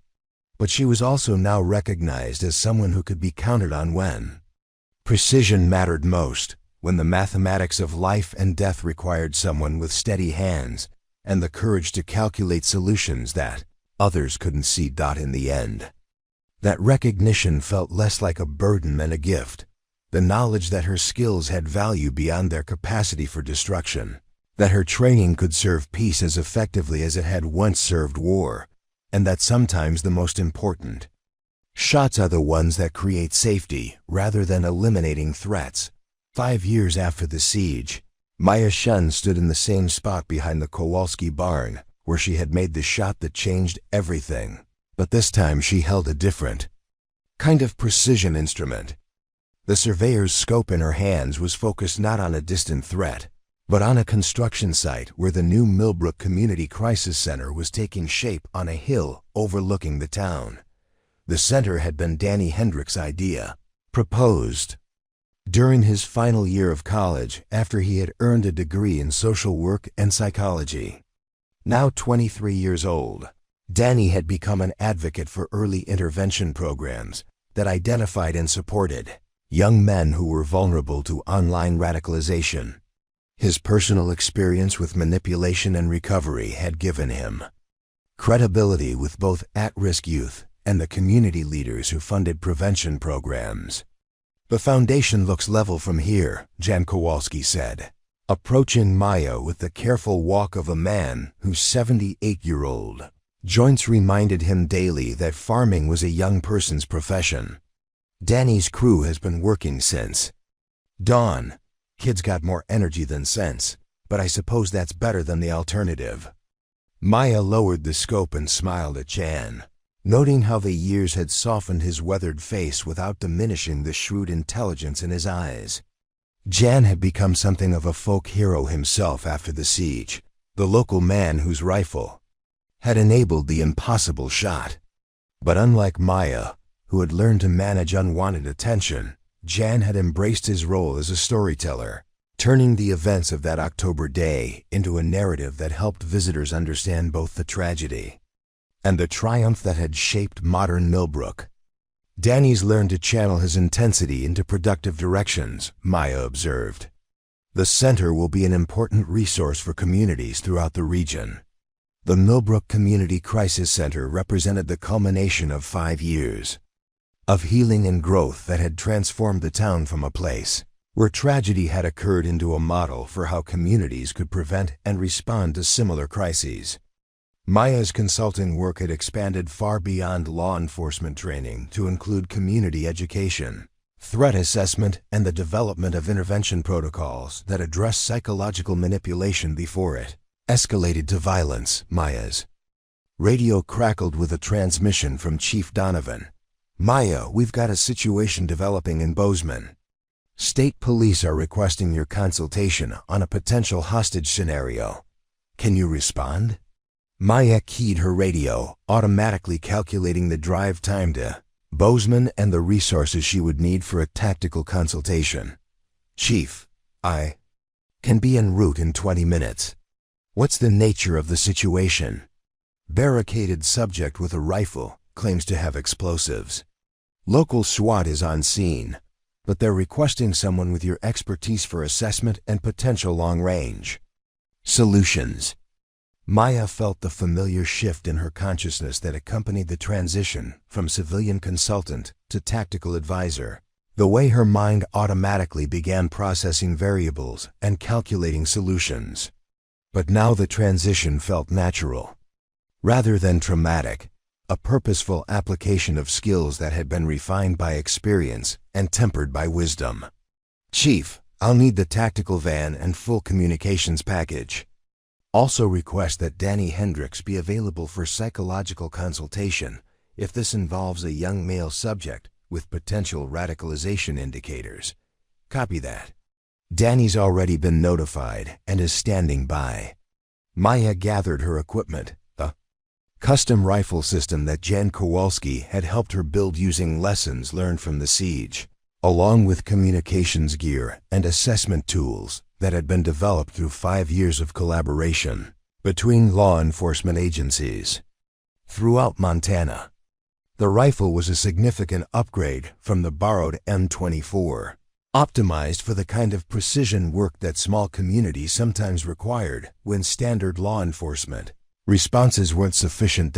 As Maya loaded her equipment into the tactical van, she reflected on how much her life had changed since the morning when she had been stocking produce and calculating grocery totals instead of bullet trajectories and threat assessments. The work was more demanding and more visible than her original job at the store, but it was also more purposeful, directly connected to protecting people rather than simply serving them. The drive to Bozeman gave Maya time to review the initial intelligence about the situation and to coordinate with Danny, who would provide psychological expertise that complemented her tactical capabilities. Their partnership had developed naturally over the years, based on mutual respect and a shared understanding of how individual trauma could be transformed into community service. Maya, Danny said through the radio, initial reports suggest the subject is a 19-year-old male, recently dropped out of college, living with his grandmother. Some indicators of online activity that might be relevant, but nothing confirmed yet. Maya absorbed this information while calculating potential shooting positions around the Bozeman location, noting that urban environments presented different challenges than the rural terrain around Millbrook. Buildings, traffic, civilian populations, all factors that would affect tactical decisions and risk assessments. The situation in Bozeman resolved without requiring Maya's most specialized skills. The subject surrendered after 3 hours of negotiation, influenced partly by Danny's insights about the psychological factors that had led to the crisis and partly by the deployment of resources that demonstrated the community's capacity to respond effectively to threats without resorting to violence. Another one that ended well, Danny observed as they drove back to Millbrook that evening. Makes you wonder how many of these situations we prevent just by being available to respond. Maya considered his observation while watching the Montana landscape pass by in the fading light, noting how the presence of effective response capabilities could deter people from escalating conflicts to violence. The mathematical principle was similar to nuclear deterrence. The capacity to respond precisely and effectively could prevent situations that would otherwise require that response.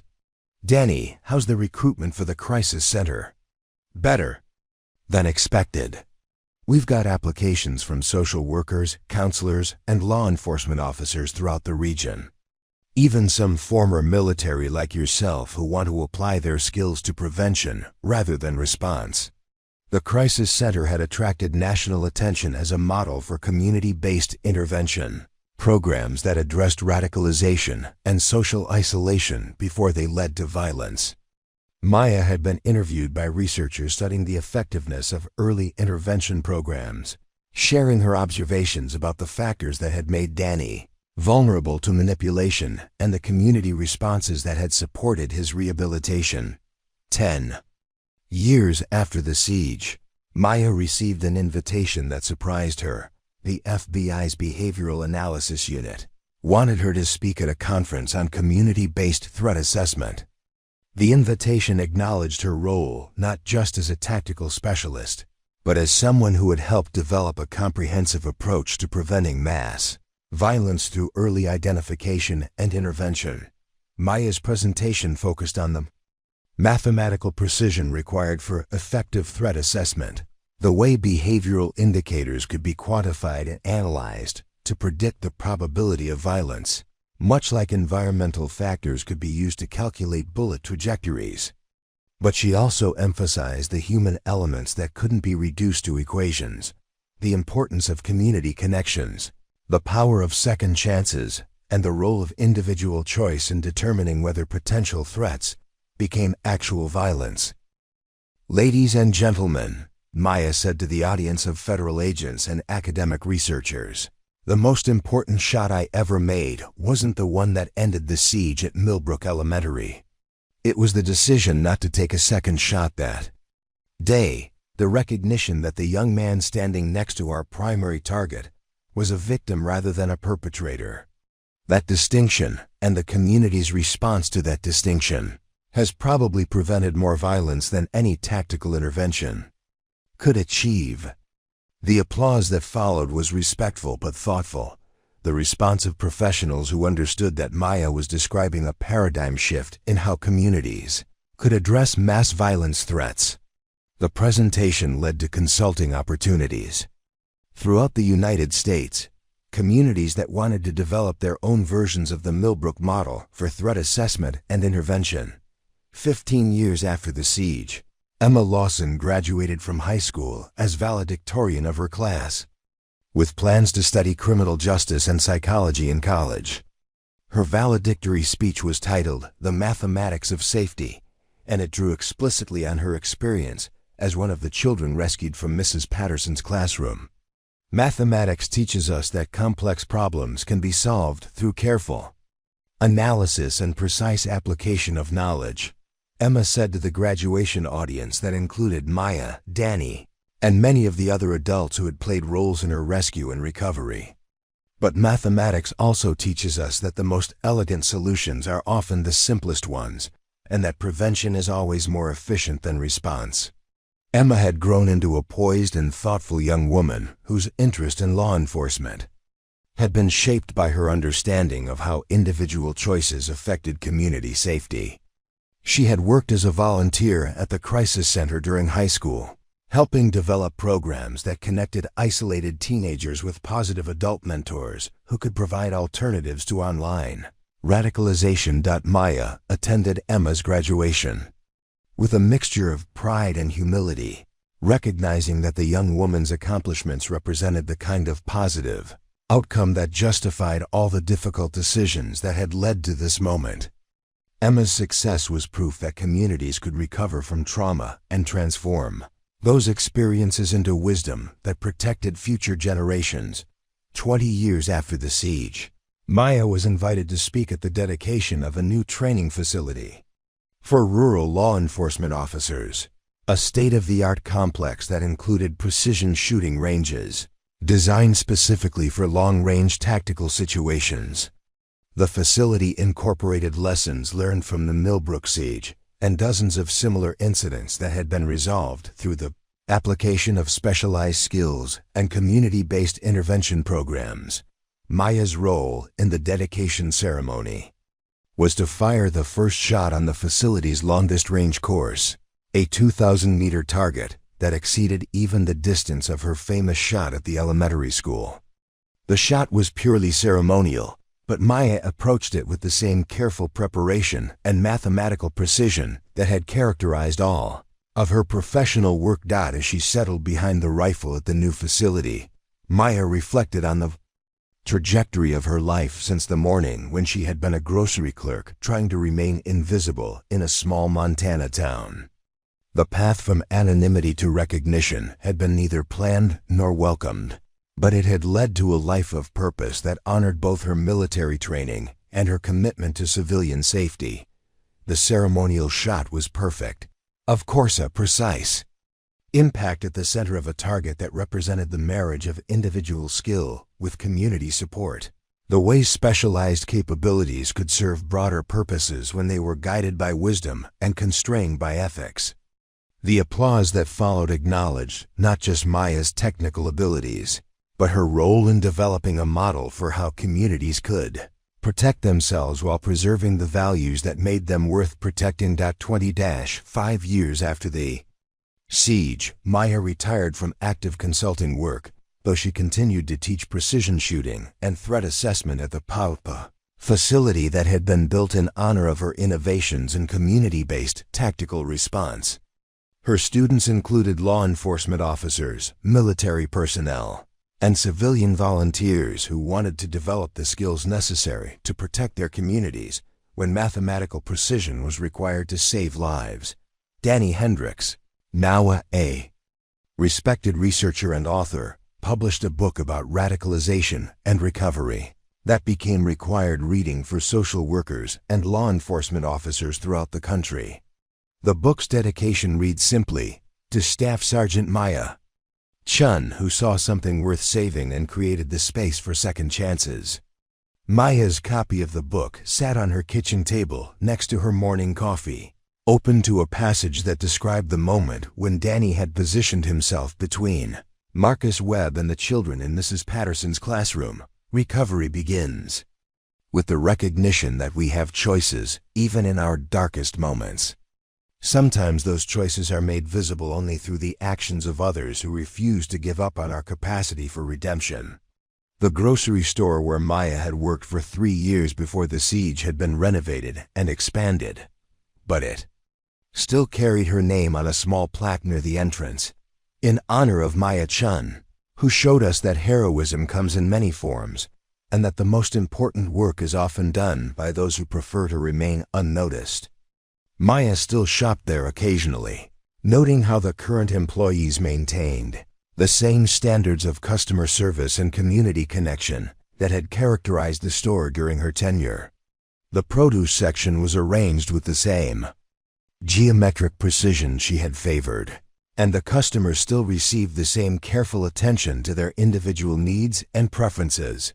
30 years after the siege, Maya Chen was invited to speak at the graduation ceremony of the first class of students from the Emma Lawson School of Community Safety, a graduate program that had been established to train the next generation of threat assessment specialists and community intervention coordinators. Emma herself, now Dr. Emma Lawson Martinez, served as the school's director and had personally requested that Maya deliver the commencement address. "Ladies and gentlemen," Maya said to the graduating class, "you are entering a profession that requires both mathematical precision and human judgment, both technical expertise and ethical wisdom.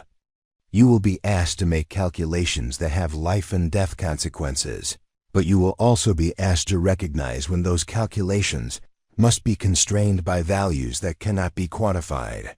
Maya's speech drew on 3 decades of experience in applying military skills to civilian protection, emphasizing the importance of community connections and early intervention while acknowledging that some situations would always require the precise application of specialized capabilities.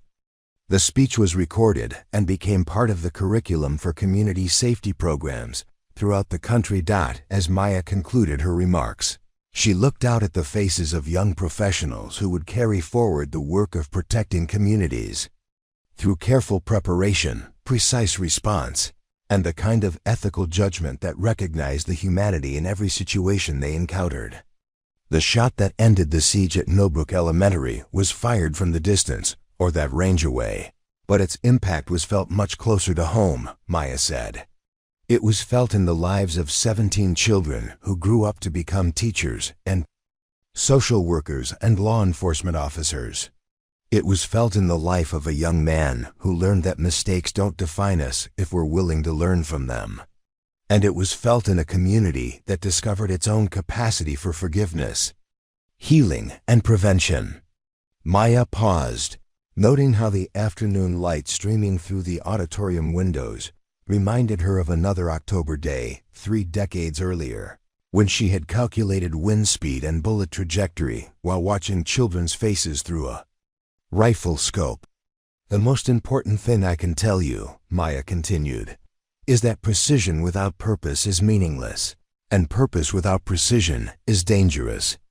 Your job is to master both, to become so skilled in your technical capabilities that you can apply them with the kind of surgical precision that saves lives rather than taking them, and so grounded in your ethical values that you never forget who you're protecting and why their safety matters more than your own recognition."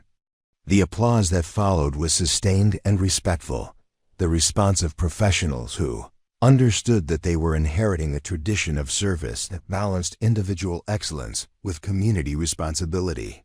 As Maya left the podium, she felt the satisfaction that comes from having transformed personal trauma into public service, individual skills into community protection, and the mathematics of violence into the equations of safety and prevention. That evening, Maya returned to Millbrook for a quiet dinner at the cafe that had replaced the original grocery store, sitting at a table near the window where she could observe the peaceful rhythms of a town that had learned to honor its history, while building toward a future that would be safer because of the lessons learned from one terrible day and the community's response to it. Outside the cafe window, children played on playground equipment that had been designed with security features that were invisible but effective, protected by protocols that had been refined through 3 decades of experience and improvement.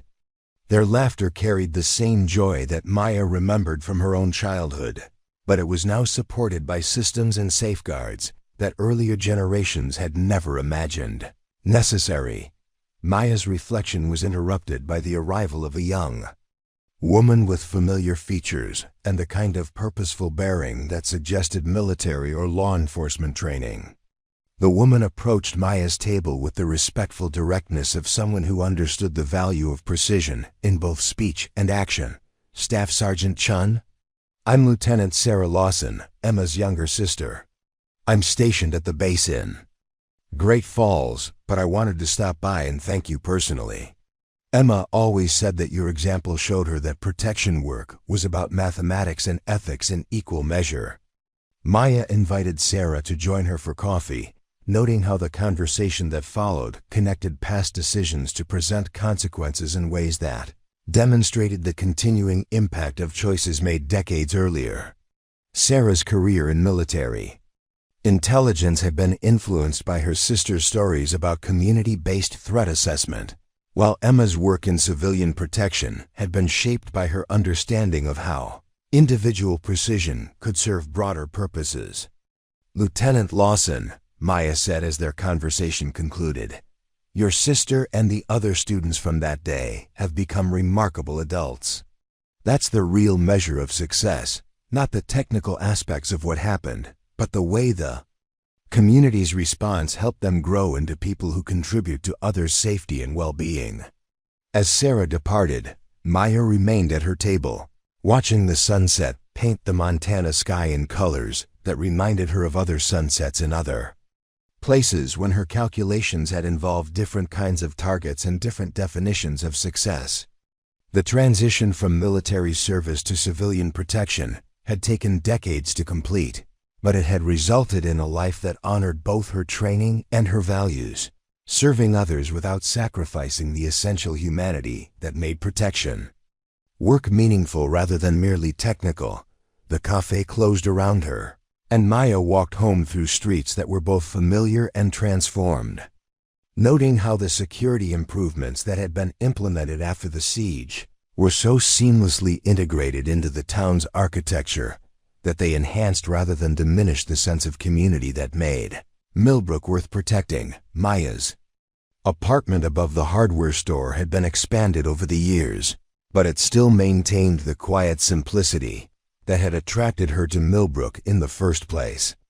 The locked case beneath her bed now contained ceremonial items and awards rather than operational equipment, but the precision that had once been applied to life and death Calculations now served the subtler mathematics of community protection and individual mentorship. As Maya prepared for sleep on this particular evening, 30 years after the siege that had changed everything, she reflected on the trajectory that had carried her from anonymity to recognition, from grocery clerk to tactical consultant, from someone who wanted to be nobody to someone who had helped create systems that protected everybody. The mathematics of that trajectory were complex but ultimately satisfying, demonstrating that individual skills could serve community purposes when they were guided by wisdom and constrained by ethics. Maya Chen had made the 2,800-meter shot that ended the siege, but more importantly, she had helped build the systems that made such shots less necessary and more effective when circumstances demanded their use. In the quiet darkness of her Montana bedroom, Maya Chen fell asleep to the sounds of a community at peace, protected by protocols she had helped develop, secured by training she had provided, and inspired by examples she had set for the next generation of people who understood that true precision meant hitting exactly the right target at exactly the right time for exactly the right reasons. The grocery clerk who had once been nobody had become somebody who ensured that nobody would have to face what those 17 children had faced without the vow protection of people who possessed both the skills to respond effectively and the judgment to apply those skills wisely. It was a legacy measured not in media recognition or professional accolades, but in the quiet safety of children who could attend school without fear, communities that could gather without anxiety, and families that could trust that someone with steady hands and clear thinking would be available when mathematical precision was required to keep them safe. If you enjoyed this story, please like the video and subscribe to our channel. Don't forget to turn on notifications so you never miss our latest content.